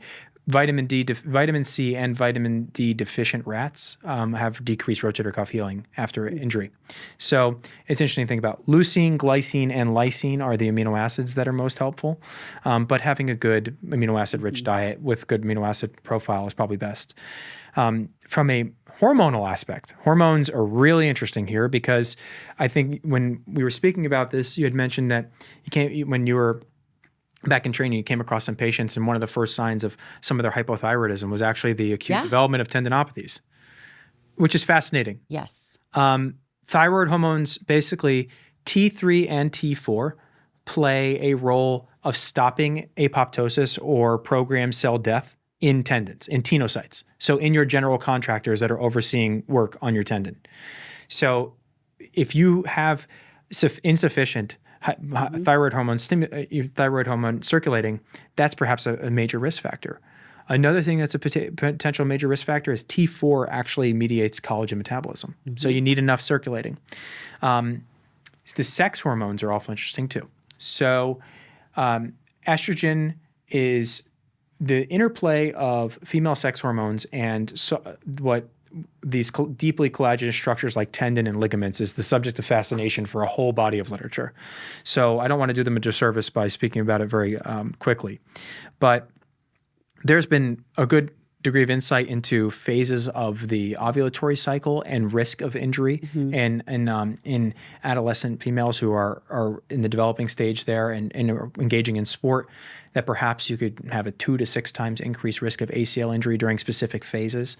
And then we know in the postmenopausal population that tendinopathies tend to develop. So the absence of estrogen appears to be a problem.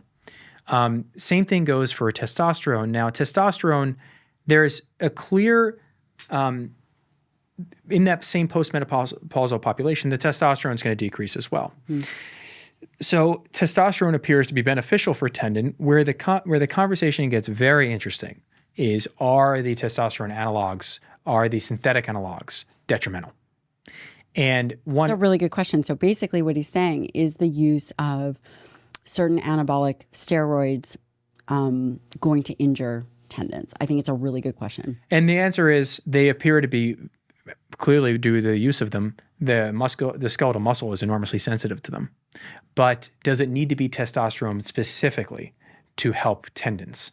And that's one of the great questions. So let's say somebody starts on an anabolic steroid regimen and they're drastically increasing their muscle size. Well, the athletic adaptation curve does not change. You might retain more muscle, have less catabolic effect. You might get more week over week training benefits, but you still need time for the soft tissues to accommodate. So it's one of those unfortunate things that plagues people is bicep tendon ruptures, pec tendon ruptures. That's what we see a lot of time in the gym. And so it's something important to think about. Does it need to be testosterone specifically, or or can it be something else? From the literature that I was reading, it seems like it needs to be testosterone specifically.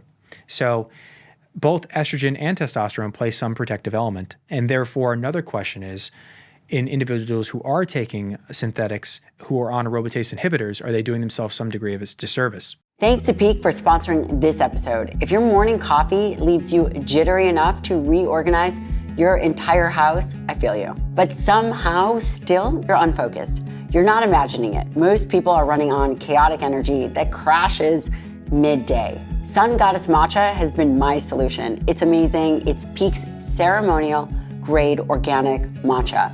It's clean, calm, smooth and steady energy. I drink it mid-morning when I want to focus without feeling like I'm on a caffeine roller coaster. And it doesn't stop there. It also has antioxidants that support skin health too. I mean, listen, sign me up. So bring that heart rate down, no more jitters, and save some money. Get 20% off for life and a complimentary gift at peaklife.com/Dr. Lyon. Try it and let's see if you glow from the inside out. So there's a great paper here. So this is titled, "Is hormone replacing therapy associated with reduced risk of adhesive capsulitis in menopausal women?" A single center analysis. This came out 2023. And I just think it's so fascinating that, there's this domain of sports injury and then there's this domain of life What injury. happens to women. What happens to women, life injury. Yeah. And you talk here about frozen shoulder, and that typically hits women between 40 and 60. Yeah. So I love the topic of frozen shoulder. It is definitely not sexy in the world of orthopedics. People have a woman come in with a frozen shoulder like, ugh, I'm going to see this person forever. They're going to be in pain. They're not going to need surgery. But I love helping people with this problem. You really can help people a lot. And actually just validating what's going on with them is helpful. But typically occurs in women aged 40 to 60. It was labeled as idiopathic forever, and you know what idiopathic means. It means we just don't know what causes it. We don't know. We're idiots. But how can it be idiopathic if this happens mostly in women and not in men? And in fact, if it happens in men, it's almost always in someone with really poorly controlled diabetes. So that's a different situation. And of course, diabetes is associated with high levels of inflammation. But a low estrogen state is associated with high levels of inflammation. And there are some really, interesting animal studies that show that the presence of these estrogen receptors in the synovium, say of the shoulder, and that applying estrogen to the tissue of the lining of the shoulder can reduce levels of inflammation and reduce the fibrosis. And there's an actual pathway in a recent study looking at mice showing how basically fibroblasts are activated without estrogen, and this is kind of probably what contributes to the thickening and the scarring of the tissue around the shoulder joint. But why is it the shoulder, right, as opposed to, say, the hip or the wrist? I have wondered about that. I don't know if the shoulder joint perhaps has like an increased density of estrogen receptors or something. And it's not always bilateral, but I will tell you, I have many patients that it hits one side and then, a year later, they're back with the other. But the good thing is when it comes on the second side, they know right away. And if you're developing a frozen shoulder, what happens is at first it's really painful and not stiff. And then it gets stiff and painful, and then it just gets stiff. And a lot of times what happens is people wait to come see you until it's just super stiff and they've kind of suffered through the painful phase. And at that point, it's a little bit hard to get rid of. It kind of thaws out over a year. But if we catch you when you're still painful and not stiff, or painful and stiffening, it'll respond really well to a steroid injection and kind of try to, reverse or shorten the process. And usually when women have it on one side, they know right away when it's happening on the other side. So someone listening to this and they just hit 40 and they're thinking, oh my gosh, I do not want to get frozen shoulder. What are the signs? It starts with usually no trauma. Sometimes people will recall, this is, I would say, one of the more common things. I was walking my dog and my dog really pulls on my arm, but it's not anything you would think would cause a trauma. And they often wake up just with pain. The pain is usually okay when you're sitting, but it's painful at the end range of motion. Everyone's sitting in your chair. Go ahead. Yeah. And look down, move side to side. You have the same motion on each side. So the pain isn't usually mid-arc, but it's kind of at the end of the arc. And like a classic sign of adhesive capsulitis or frozen shoulder is pain at end range of external rotation at the side. There's really almost nothing else that causes that specific pain with that very minor motion. So then the other motion people will start to lose is they'll say, well, it's hard to reach across my body, like shaving under your opposite armpit, or fastening a bra or tucking in a shirt. Those are the functional things people start to notice. But I'm always amazed that people don't notice. I would notice if I lost like 5 degrees of motion. But let's be fair. What people don't know is you're a former Division I athlete and married to an orthopedic surgeon with 5 children. And I'm an orthopedic surgeon. So they don't notice. But by the time they come in, they've usually lost the motion. They're painful. The other weird symptom people will say is, oh, my fingers feel tingly. Not like cervical radiculopathy, pinched nerve down into my hand, but they'll just have the vague sense that there's this tingling sensation in their hand. And then some people will have also lateral epicondylitis, because they're basically what they're doing is now they're just using their arm like T-Rex arms. They're just using everything from the arm down. So there's probably some positioning. There's probably some inflammation of the capsule around the shoulder, and maybe that spills over a little bit to the plexus of nerves that go down your arm. Wow. But if you inject their shoulder, usually within 3 months of symptoms, the things reverse really nicely. I can't take credit for it, but the tingling feeling in the hand will go away. Usually their range of motion goes back, and occasionally you have to inject them one other time, but it's a full resolution. Yeah, pretty much if you catch it early. It is, I would say, in all things orthopedic, for use of a steroid injection, a glenohumeral joint injection with steroid is the best indication for a steroid injection. I know people are afraid of steroids, but it can really save you. Not this crowd. Well, yeah, it can save you. Steroids, it can guys. Save you a couple of years of thawing out. So I have a question. You said that one of the reasons is because there's a decrease in estrogen, and you treat it not with injectable estrogen, right? Well, but I would love to do a study of. To see that. The study I would love to do is apply an estrogen patch right here, but that is very off-label use of transdermal estrogen. So estrogen, menopausal hormone therapy, including transdermal estrogen, is FDA approved for symptoms, vasomotor, symptoms of menopause, and for prevention of osteoporosis. You will hear a lot in this episode about good nutrition and things that support muscle health. And at this point, you should be taking clean, high-quality, transparent supplements. And Peori is that. I love Peori for a number of reasons and a number of different products. My favorite is Peori's O3 Ultra Pure Fish Oil because it's third-party tested and certified by the Clean Label Project and IFOS. Every batch of Peori's O3 Ultra Pure Fish Oil and all of their supplements, by the way, are tested against more than 200 contaminants with all of their results published online, so you and I can have peace of mind. You should be taking a great source of omega-3 without worrying about hidden or harmful toxins. There continues to be good data on the use of omega-3 fatty acids in muscle, brain, heart health, along with balancing omega-6 fatty acids. This is a source of omega-3 that I trust and highly recommend. In fact, I trust it so much that I open a capsule and mix it with my kids' milk because it's important for their own brain development. Support your health. Add Peori O3 Ultra Pure Fish Oil to your routine, just like I did. And I've worked with Peori on this amazing deal for my listeners. It's 20% off store-wide. And this even applies to the already discounted subscriptions. You'll get almost a third off the price. But to get this offer, you need to go to my exclusive URL, Peori.com/Dr. Lyon, and use my promo code Dr. Lyon. That's PUORI.com/Dr. Lyon. In this episode, you are going to hear all about collagen as well. I strongly suggest that you check out Peori's collagen because this is going to be an amazing way to support your body as you age. Luckily, I'm so glad it's approved for that because it's very helpful with that. But it's not approved for myalgias, joint inflammation, polyarthralgia. Even though there's mounting evidence that there's so much inflammation associated with menopause, joint pain. Do you know anyone that's doing it?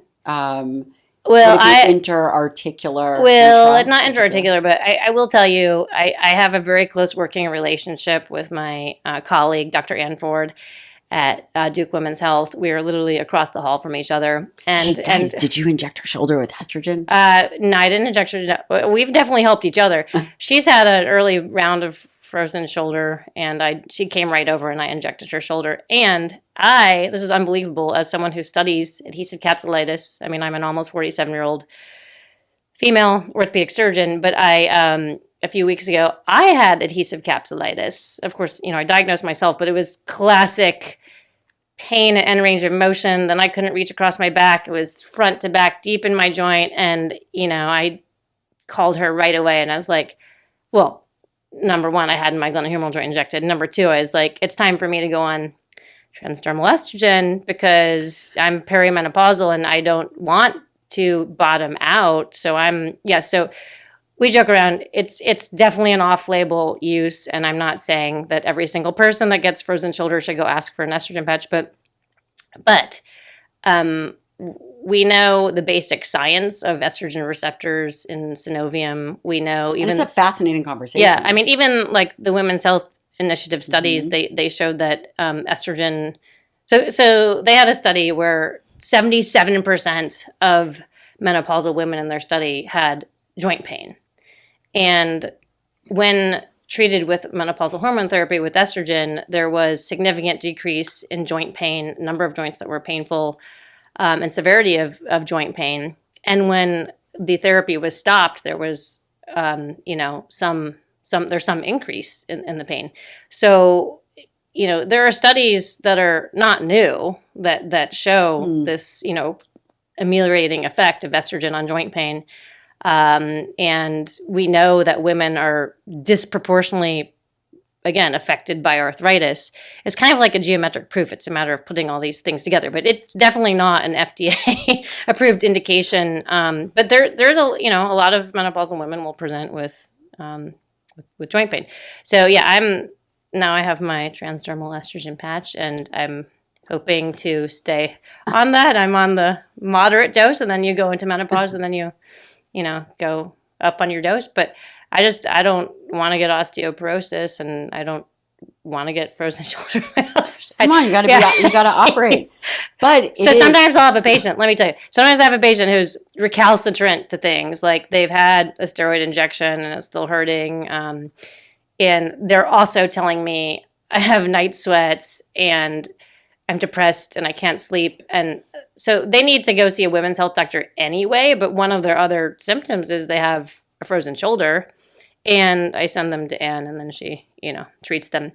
But so yeah, I'm not, and I'm not a women's health doctor. I'm an orthopedic surgeon. Yes, but you're a very progressive, forward-thinking orthopedic surgeon. Yeah. The estrogen and arthritis. So we talked about adhesive capsulitis, which is kind of this inflammation, this shoulder, right? Yeah.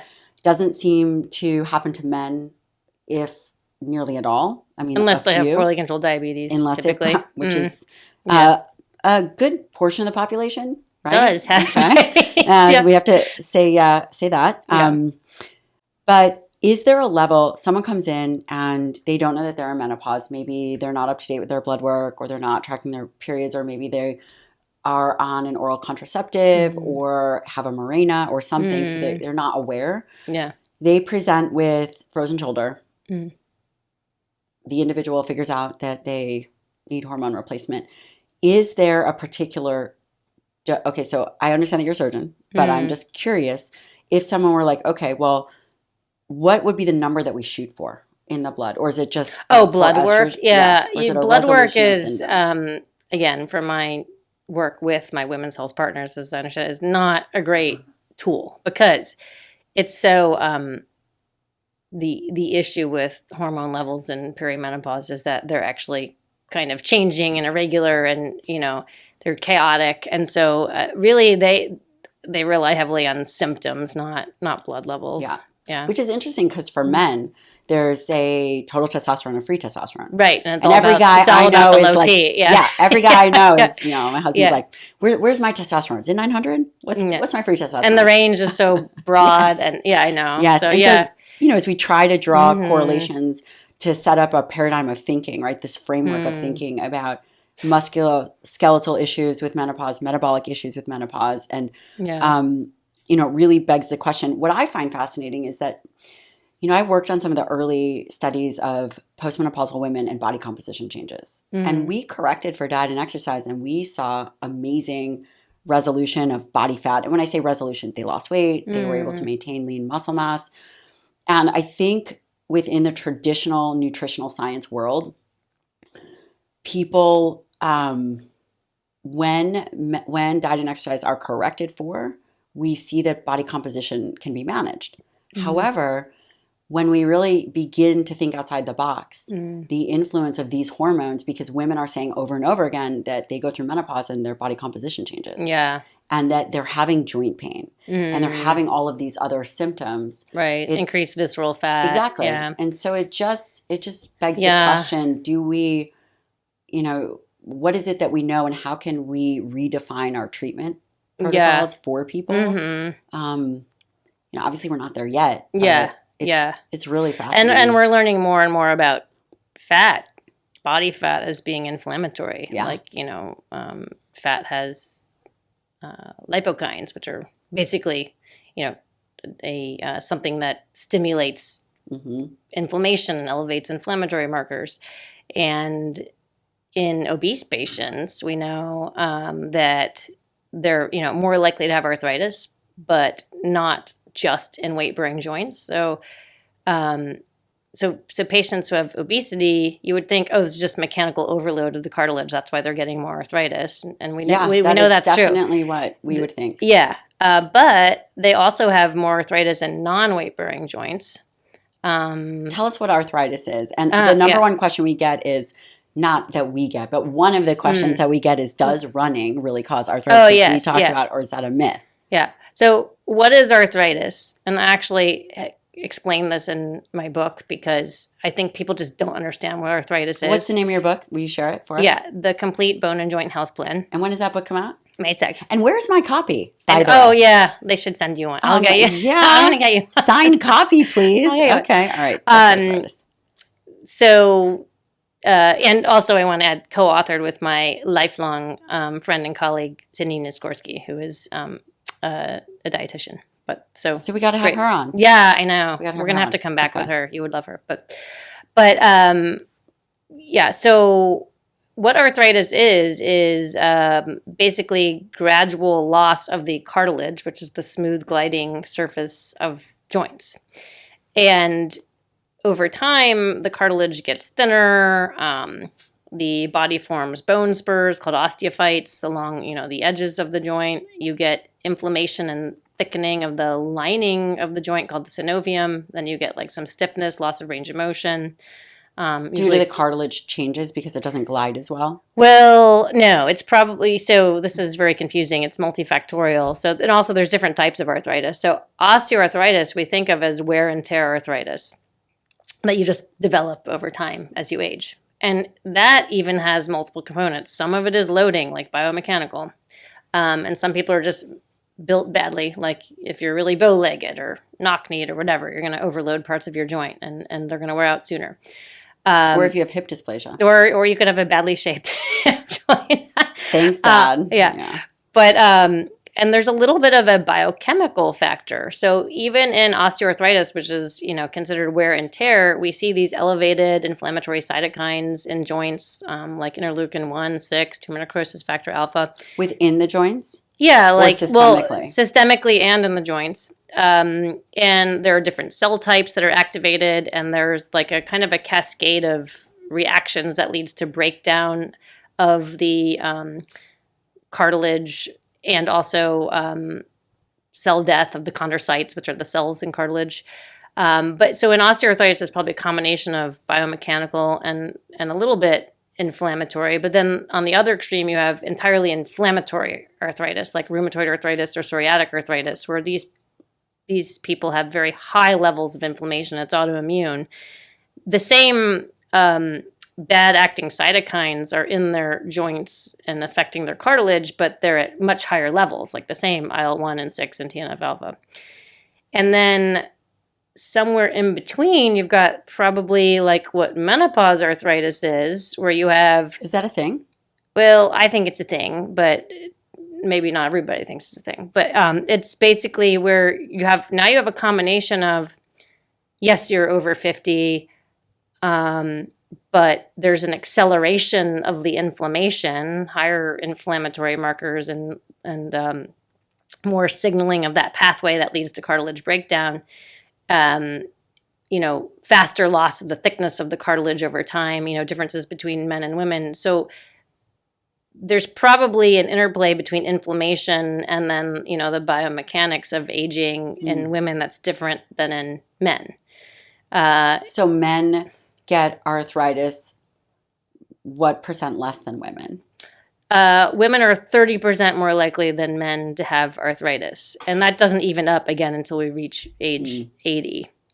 Women are more likely to need a knee replacement than men. Also, women are more likely, this may not surprise you, to present farther into the disease process than men. So we're probably actually underestimating the sex-based difference. Man. So women don't come in for their knee arthritis until it's like much worse. The x-ray looks worse. They have more symptoms. So they've been like kind of delaying treatment. So we're probably underestimating the difference. If you listen every week and feel like we are in this together, which I believe that we are, learning, growing, and building strength, then I've created a way for us to get connected even more closely. It's called Forever Strong Insider, a premium community for listeners who want to go deeper. You'll get ad-free episodes, which I know you'll love, bonus Q&As where your questions shape the conversation, behind the scene moments, because let's face it, I'm hilarious, from my daily life, and written takeaways to keep at your fingertips. But more than that, you'll be supporting the show so that we can keep creating content that matters. If you've ever wanted to feel part of the inner circle, this is your invitation. Join us at foreverstrong.supercast.com or through the link in the show notes. So as the listener is thinking, well, how do I know if I have a tendinopathy? Should I go get an x-ray? You would not go get an x-ray. I would get an x-ray only to look at the other elements of it. But MRI and ultrasound are superior for tendon imaging. So MRI has a very good degree of resolution and a very high degree of penetrance. So the benefit of MRI is we can see to the level of the bone and beyond. Ultrasound will stop at the bone. So very high resolution, in some instances higher than MRI. And so I will find commonly on someone's in a shoulder, I'll find little what are called interstitial tears in the middle of the tendon that were not visualized on the MRI because the MRI takes certain cuts. The other benefit of ultrasound is dynamic. So I can actually put the probe on somebody, have them move their shoulder around, and if I'm going to make the clinical diagnosis of you have shoulder impingement, I can prove it. And I can see, is this something where you're acutely catching your shoulder under a structure? That's going to help me formulate a therapeutic exercise routine for this person. On the topic of, not if, it's when, it's a tough pill to swallow. I know, and I hate to say it. I hate to say it as well because I do believe I'm one of those people. It's like in the ideal circumstance, could we avoid it? Yes, if you didn't do anything, you absolutely could avoid. But in that case, you're going to be on a freight train towards a bad state of health. So you have to make a trade-off at some point. Now, with restoration of normal mechanics and loading and periodically deloading, I think we can do a lot for injury prevention. And we know what normal mechanics are, despite the fact that everyone has different arm lengths and different leg lengths. Yes. There are standards of mechanics. If you look at like an orthopedics textbook, look at joint ranges of motion, it'll look at specifically what's a norm. And these are all Gaussian distributions, bell curves. So you're going to wind up with, here you go, you have majority of people should have 180 degrees of shoulder flexion. They should have 90 degrees of shoulder external rotation when the arm is abducted. You can find these things. Now, if you restore a range of motion, a very important principle in musculoskeletal health is mobility and stability, okay? When I evaluate somebody, I'm looking at them on a 2x2 table. Are you weak? Are you strong? And we're talking about a specific element of the mechanics, not generalized. For example, raise your arm up. Yeah. Right? Is this strong? Can you push it against? Exactly. And what resistance? I like to look at is, say I'm examining somebody's hip and I'm going to isolate one of their gluteal muscles with a specific range. Are you weak in that muscle?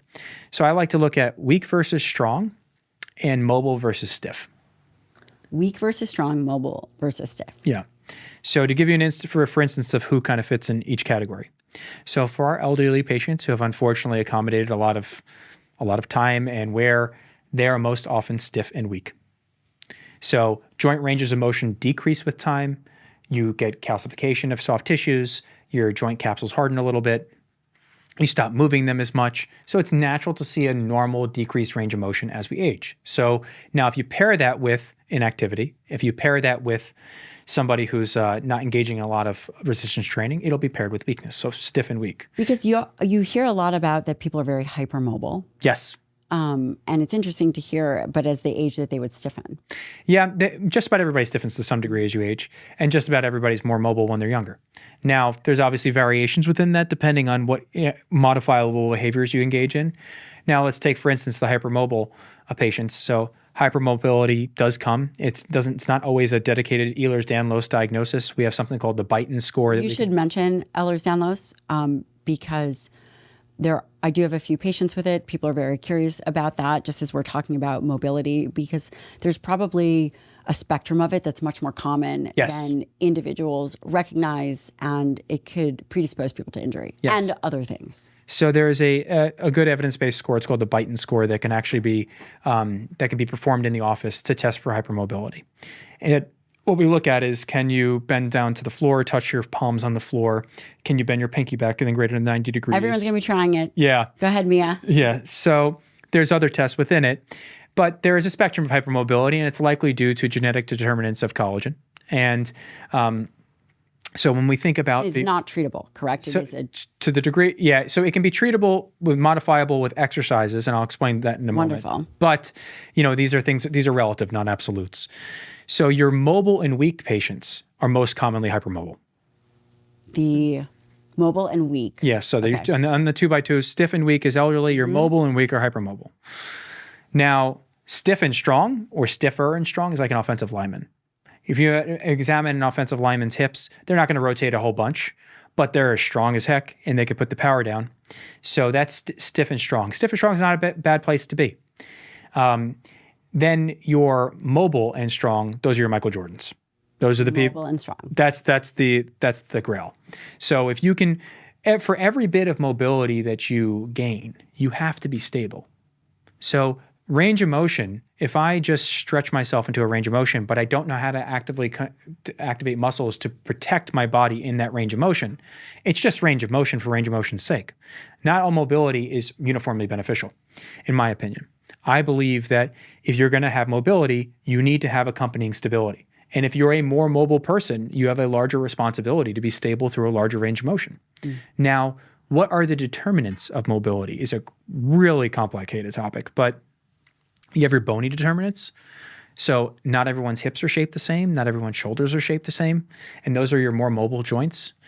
Then you have your soft tissue determinants. Things like collagen play much more of a role there. So whether you're hypermobile in a joint capsule, women are more mobile in their joint capsules than men. Women have more type 3 collagen in their tendons than men. So that's going to influence. I didn't know that. Yeah. Just broadly speaking. Okay. Broadly speaking. So these are some determinants that are going to predict some of the soft tissue extensibility. And then the mobility aspect and really how stable you are, a huge element of that is that same neurokinetic element we spoke about before and the athletic accommodation timeline. So if you can be stable and you know what muscle to contract in what position, mobility is fine.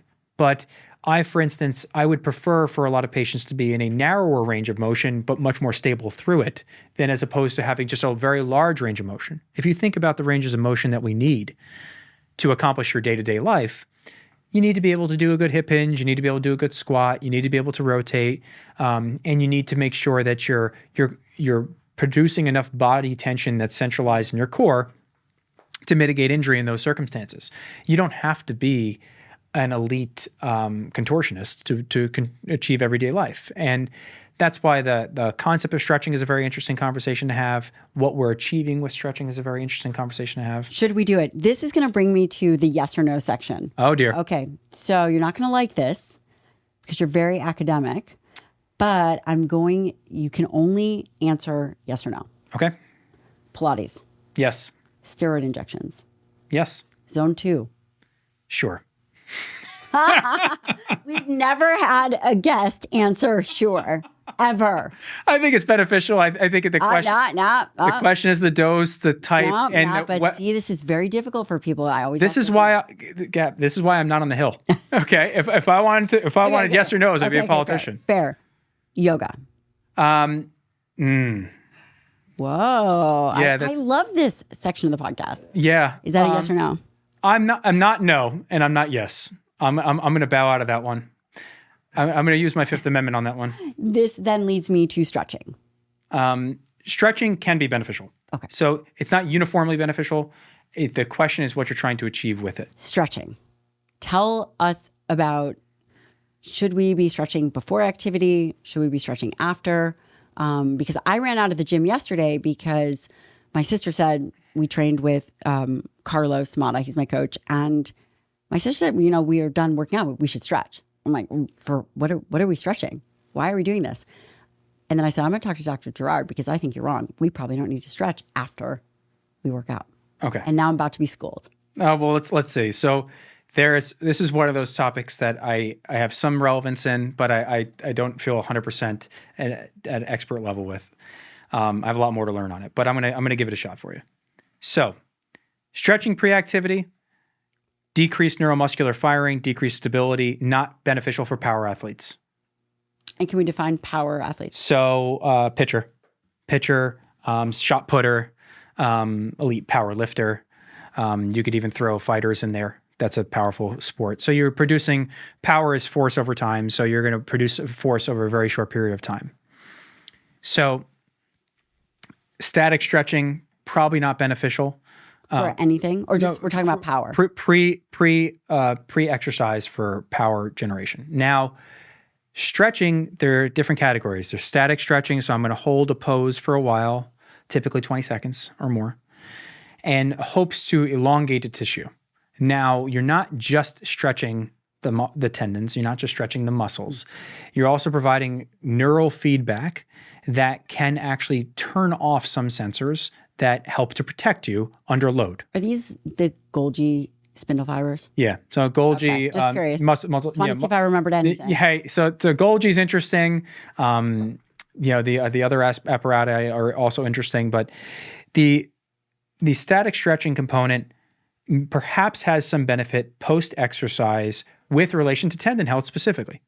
And it may actually help just elongate the tendon and actually, if you're holding a pose, maybe even with an isometric, or let's say you're going to do a heel drop and just hold it there. That could have some benefit. Now, for power or for recovery? Recovery. For recovery. Yeah. Now, I say a lot of, I'm going to heavily weight the may here. Okay. Because I think it may help. But I'm also going to tell you from a personal aspect, I don't do it. So I think it's important to know that I don't. Neither does my husband. I've never seen that guy stretch ever. He's a smart man. Now, if you're going to stretch with a hope to teach your muscles how to engage at a larger range of motion, then you do PNF, so proprioceptive neuromuscular facilitation. And the answer for that is PNF. Proprioception. Neuromuscular facilitation. Okay. So PNF is a process by which, so I'm gonna stretch, say, my hamstring, and somebody's gonna push against my leg, and I'm gonna actually try to contract my hamstring at a larger length than I did pre-stretch, and then I'm going to stretch from there. And so there's typically these on-off cycles, like a 10-second isometric at one length, 10-second stretch at another, and you can do that. Now, the benefit of that is? The benefit of that is you're teaching somewhat that the muscle can relax at a larger length. Okay, so whether pre-exercise or post-exercise, I'm not clear on. And this seems to work with, a lot of people do it with pain. Yes. So is PNF used for mitigation of pain of a muscle, or? Yeah, it's used in rehab. So it's used by physical therapists and ATCs and other people who will rehabilitate patients. So it's definitely part of it. When I design physical therapy protocols for patients, I like eccentrics for lengthening. So once again, eccentrics, your muscle is contracting periodically or mitigating that the elongation process. I think that could be very beneficial. The stretching component is interesting because, once again, we're not just stretching the muscle, we're not just stretching the tendon, we are also gliding the fascial layers. So here's another. That you brought this up. So here's fascia. Would you consider that an organ system? It's interesting. It's part of the musculoskeletal system, but it's so richly innervated and so large, it could be its own category. What is fascia? Fascia is interconnected connective tissue that can run the entire length of the body. Incredible. Here's why we don't get taught about fascia as much as we should be. A lot of it is almost as if during the process of medical school, when we dissect cadavers. It's gross. It's necessary. And it's absolutely disgusting. It's also important. It's important. Meaningful. Yeah, and thank you to everybody who donates their bodies to science. It's absolutely incredible that people are willing to do that. When we dissect cadavers, most fascia dries out so much so that it adheres to adjacent structures and becomes incapable of dissecting it off of. Now, I've spoken to some scientists in Italy about this specifically. You did? You were just... Hey, I wasn't in Italy. It just happens to be... But you were just thinking, I spoke to somebody basically because ultrasound is one of the main ways to evaluate fascia in the living specimen. So there is specific cadaveric preservation techniques for preserving fascia. But one of the reasons we don't really understand it or appreciate it to the level that we do is we just don't see enough of it.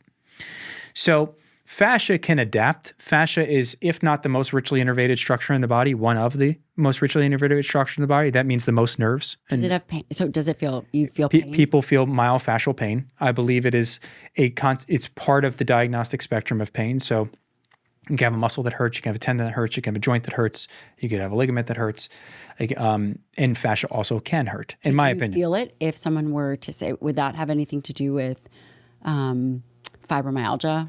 It's interesting. Yeah, so the concept around fibro is, I think it's part of it. The fascia is part of the issue. But we also see myofascial pain in people who don't have fibro, and so we see myofascial pain in overuse syndromes. A very common myofascial pain that perhaps some people will experience is if they have a pretty large asymmetry in their hips, how their hips move and function, they feel a lot of myofascial pain in like the top of their glute low back area. Now, it's tough to discern, and I spend my job doing this every day, discerning what the main pain generator is and then describing how we can appropriately rehabilitate it and treat that pain. Now, fascia specifically do adapt to exercise. And one of the best books I've read about this is by a guy by the name of Bill Parisi. So, and the foreword was written by Stu McGill. So it talks about fascial adaptation to training, and that basically this fascia system that extends, in some circumstances, the length of the body, connects your glute on one side to your lat on the other, is a lot of the reason that we don't move like rigid robots. So allows us to move much more coherently. Now, the question in this circumstance is, how much of a role is that in pain? How much can we do about it? Now, we know that it adapts in some circumstances because there are some athletes that when you take them and train them a certain way, they get athletically worse at what they're doing. Now, there's changes at the neurokinetic level there. There's changes at the muscle level there. Presumably, there are some changes at the fascial level as well. One of the accounts that Bill talks about in his book is about an elite quarterback who was training like an offensive lineman. So basically, they were putting the quarterback through the lifting protocols on an offensive lineman, and the quarterback, all the numbers around throwing got worse. Spiral got worse, velocity got worse, arms started to hurt. So maybe everybody needs to train towards a specific goal, because on some level or another, your entire body is adapting to that stressor. So you always have to keep that in mind of when you're training an athlete. They can't all be treated the same. Not any exercise is uniformly the perfect one for everybody. For their specific needs, you have to do an individual needs assessment for that patient. So fascia is very interesting. We do visualize it and specifically where fascia are where the small nerves, like say for instance the nerves that talk to the muscles of the back. The fascial layers are where they travel. So the thought is behind myofascial pain is, could you have these layers that are not appropriately gliding on each other? And patients who have chronic pain, there's some evidence to suggest that they don't glide that well. Rounding this back up to the initial question around stretching, stretching also glides fascia. And so does that have its own therapeutic benefit? Could that actually be helping produce these proteoglycans, these lubricants that are present in the body the same way that they're in tendons? So is it a lubrication problem, and can we facilitate that with stretching? So then there's also the question of myofascial release and what we do for individual people. I'm less concerned about the modality we use to get people mobility so much as I am more concerned with us restoring stability through that mobility. Really well said. I'm learning just so much. Can we talk a little bit about training? Yes. I've learned quite a bit, and you really have helped me reframe. In fact, we're working on I'm working on a second book proposal, and I'm hoping you will be so gracious as to impart some of your wisdom in part of that process. And I've learned a lot about thinking about how we train. The current paradigm, the current narrative is all about zone 2. Mm-hmm. It is that zone 2 is where we need to focus. And then we have other groups that we talk about resistance training, do it 3 to 4 days a week. And understandably so. There's only so many ways that we can make global recommendations. Yes. That being said, I would love your take about, you and I have spoken about minimal amount of movements, exercise, kettlebells, more effective ways to utilize our body. I'm just going to leave that for you to take it wherever that you'd like to. Sure. So the concept of zone 2 is an interesting one. I think that a lot of the excitement around it is that it's helping to promote mitochondrial function, and that mitochondrial function appears to be absolutely essential as we age. And can we improve mitochondrial function to decrease things like insulin resistance, improve metabolic health, improve our athletic performance? And the concept there, it's interesting to see how, depending on what you look at, these different terms that describe similar phenomena. So submax VO2 training, zone 2, moderate intensity continuous training. I did a presentation a while back, specifically as it regarded patients who were recently diagnosed with cancer, undergoing cancer treatment or finished cancer treatment, and what exercise recommendations we could make for them, because their VO2 max and muscle mass help predict how they do. And we know that. Quality of life, mortality, morbidity, the more fit you are from a cardiorespiratory and muscular aspect, the better you will do with treatments.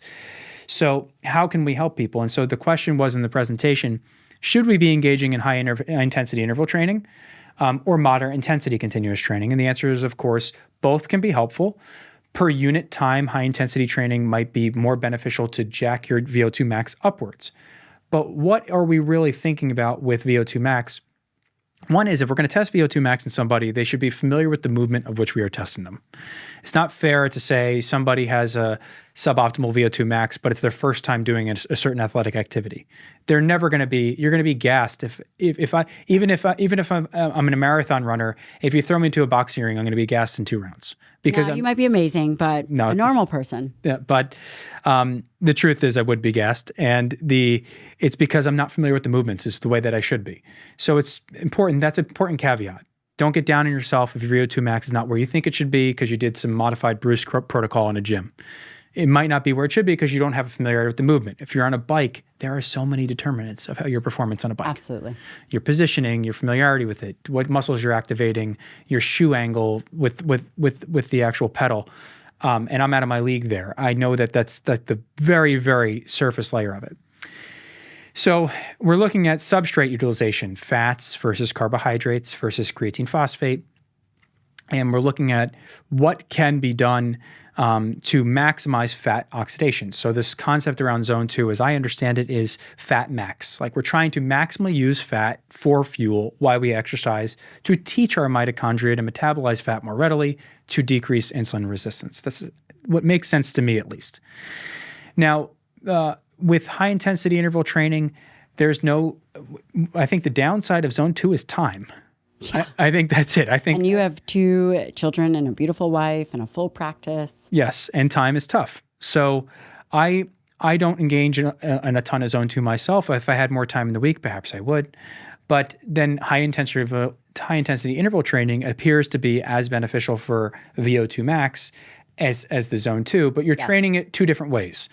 From high intensity interval training, you're like raising the ceiling of your house higher, right? You're getting better at pushing it higher. But the zone 2 training appears to be like you're solidifying the foundation. You're getting better in the lower levels that predict success at the higher levels. So we might be describing it this way, but athletes have intuitively known this for decades. When they run, they're not gassing themselves every workout. They leave a little bit on the table. And the body goes through a period of compensation to basically mount a response to that stressor. And then when they do peak 1 or 2 times a year, they're in really good shape. So same principle applies to weight training.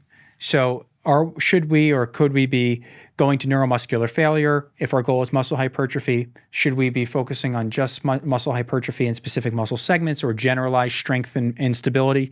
I think these are good questions. But I find the way I train with kettlebells is I want to be, number one thing for me is don't lose stability in all 3 planes of motion, sagittal, transverse, and frontal, like we spoke about before. When you work a kettlebell, most of the time it's in one hand, and that by nature destabilizes you. And you're not going to get destabilization if you're working only with barbells.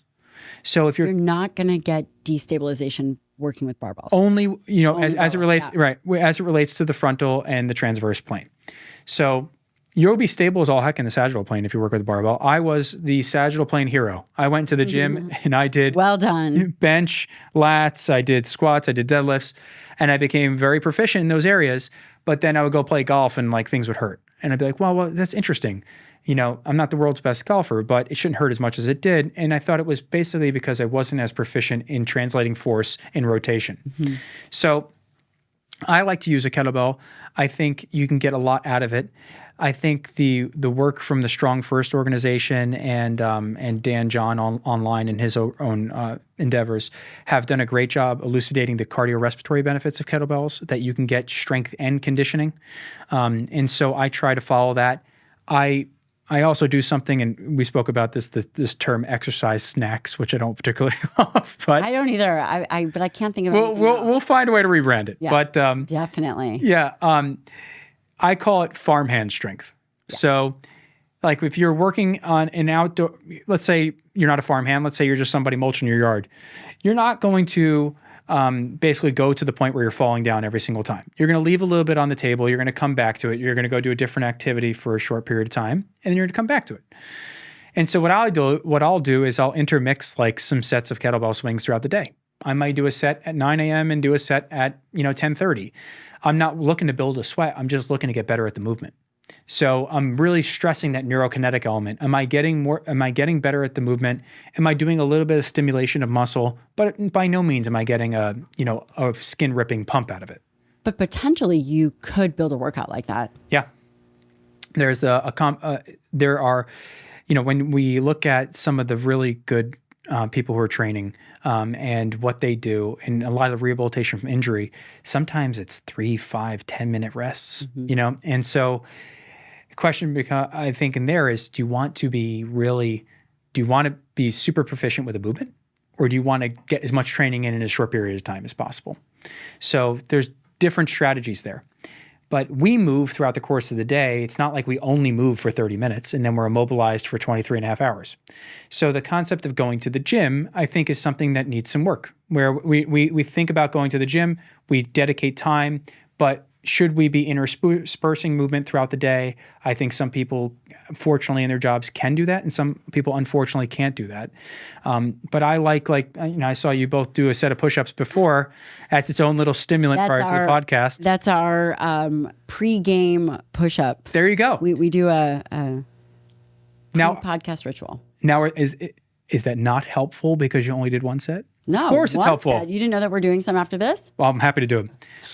But you did one set in isolation, and you benefited from not overloading your tissues. You benefited from a short-term increase in your heart rate. You learned how to become a better push-upper, and that has something to do with it too. So I think coming back to the concept around zone 2, it's if you were to train, I think the probably what makes sense from a metabolic corollary with weight training is like, if you're going to neuromuscular failure, your muscles are on fire, you're not in zone 2. Right. I think we can comfortably say that, right? Yes. So you're probably in zone 5 or 4 or 5. So you're really getting there. Now, if you train and you say you do 10 repetitions of something explosively, and then you wait a couple minutes and do it again, could you still be in zone 2?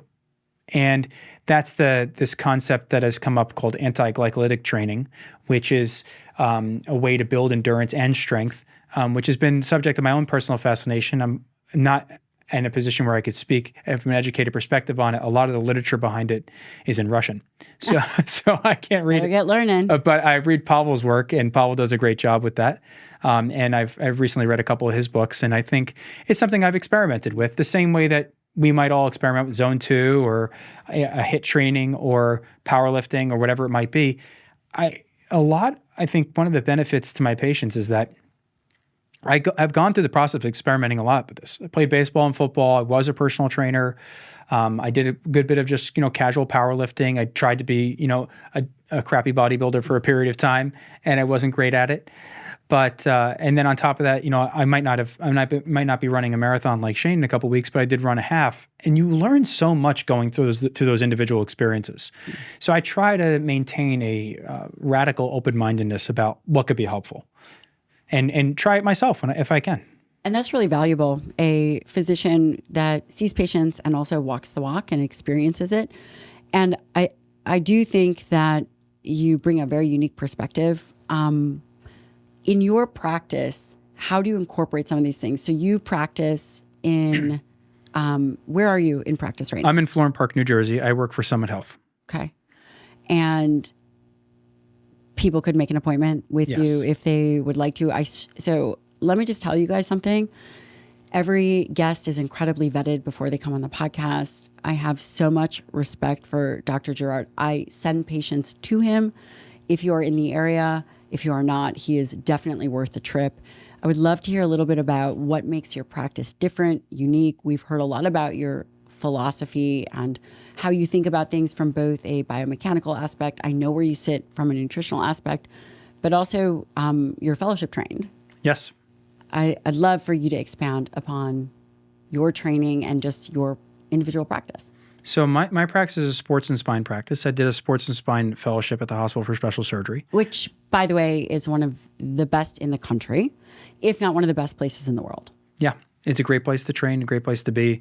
I think the very important take home for anybody who's listening, outside of me kind of speaking about myself for a moment, is if you can find mentors that are really good for you, really pursue their mentorship. Yes. That's how you and I have developed this relationship. I have a mentor almost at every different phase of the career. So I kind of have mentors that are closer to me in age. I have mid-career people. I have later stage career people. And I also have mentors who are non-clinical or not even doctors, who are people in different fields. getting their perspective has been so important. And anything that I do is the great fortune of having a great family and a great upbringing and great wife and kids at home and parents and brother and friends. So I'm fortunate that every day I go to work, I feel like I bring the best version of myself because I have a great backing. Amazing. Now, from my perspective, for my practice focuses heavily on the biomechanical determinants of pain. And when a patient comes in, let's say I see a back pain patient, it's less difficult to make the diagnosis of a pinched nerve in the back from a herniated disc and more difficult to discern why the disc herniated and to unravel in a relatively short time frame what determinants in that person's life or in their training predispose them to that injury, and how are those things going to be encumbrances to them getting better in the future. So that takes some refining, and I've gotten better at it with time, but every day we try to build a little bit, and I try to find what is motivating this person, what are your goals? And I ask every patient, what are your goals for this visit? Some people just want clarity of diagnosis. Well, the first thing we need to do beyond anything else is clarity of diagnosis. From a biomechanical element and from a tissue layer element. Do you have a herniated disc? Yes. Why? Repetitive flexion movements without appropriate lumbar stabilization, insufficient hip mobility, and then they didn't have the appropriate brace from the obliques. That's a good starting point. Now let's use this inflection point of injury and let's build you back to a point of anti-fragility. So the concept of anti-fragility is one that I borrowed from Nassim Taleb's book, which is one of 4 books in the Incerto, which are very difficult and fun to read. Very thick book. Yes, very thick. They're books about everything. If you ask me what they're about everything. But this concept of anti-fragility is actually a concept that is exhibited in muscle and tendon and bone, which is you provide a stressor to a structure, it doesn't break, but in time, if the stressor is adequate, the structure can actually get stronger. So I branded myself Anti-Fragile MD because I love that concept. That's the essence of my practice. Can we use stressors rather than hurting you and disabling you to make you stronger? Yes, sir. So, well said. And I know that's you too. So I look at can we get people from a point of injury back to a state of athleticism? And what are the goals? Do you want to be on the ground playing with your grandkids? Are you somebody who's going to run a marathon in a couple weeks? And we kind of look at all these things and the variety of treatments that I can offer. And when there is an evidence base to draw from, we will draw from that evidence base. If there's no evidence base to draw from an area, we'll extrapolate based upon the knowledge of my biological foundations. So, but my practice is a sports and spine practice. So I see a lot of hip pain, back pain, shoulder pain, neck pain, to a limited extent elbow, and then of course knee, and some ankle foot as well. And the 3 or 4 main conditions I treat are specifically low back pain, tendinopathies around the body, and then a lot of neck pain. And you'll find that patients who have low back pain have tendinopathic problems as well. And you'll find in shoulder, it's a whole sling. So the whole sling can have problems, but I think you'll find specifically that there are insufficiencies in the pelvis and the peripelvic muscles like the glutes, and so it's not uncommon to find a tendon problem there. So I like to uncover what the root cause is, and that's really what gets me out of bed every morning is root cause diagnoses. And then if your diagnosis is accurate and you can correlate it with the diagnostic testing we have, x-rays, MRIs, ultrasounds, et cetera, and it matches up with a good physical exam, well, now we have a clarity of diagnosis. Then the treatment, everything we provide from a treatment aspect thereout is much more beneficial. And what I love about what you're saying is it's not about the end pain or the end symptom. It's a root cause approach, which traditionally medicine is not about a root cause approach. And that's what I think what makes you and your practice so exceptional is that what is at the foundation so that you can get people better.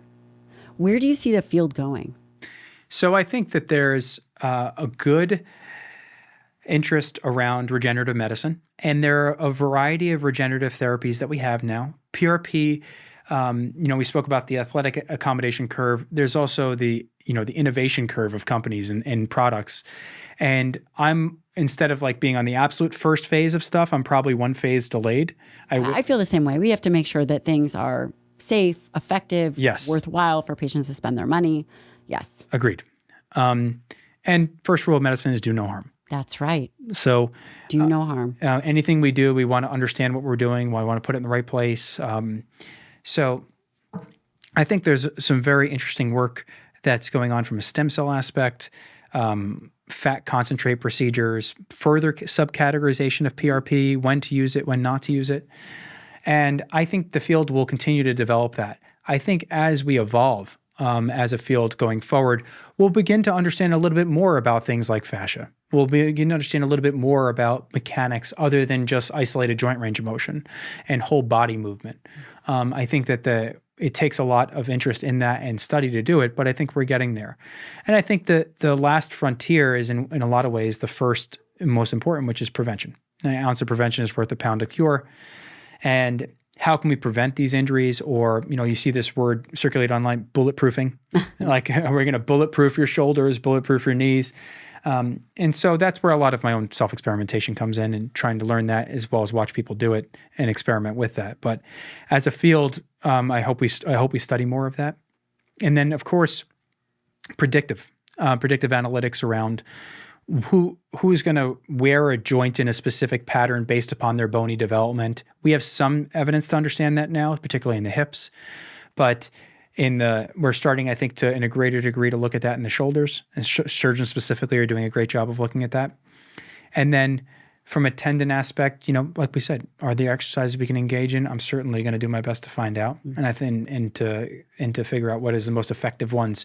I think that the question becomes minimally effective dose Of everything, yes? Of training, medication. Yes. How much is too much? And are we overtraining tissues, and that's why we're seeing so many musculoskeletal problems? Or are we just inefficiently training?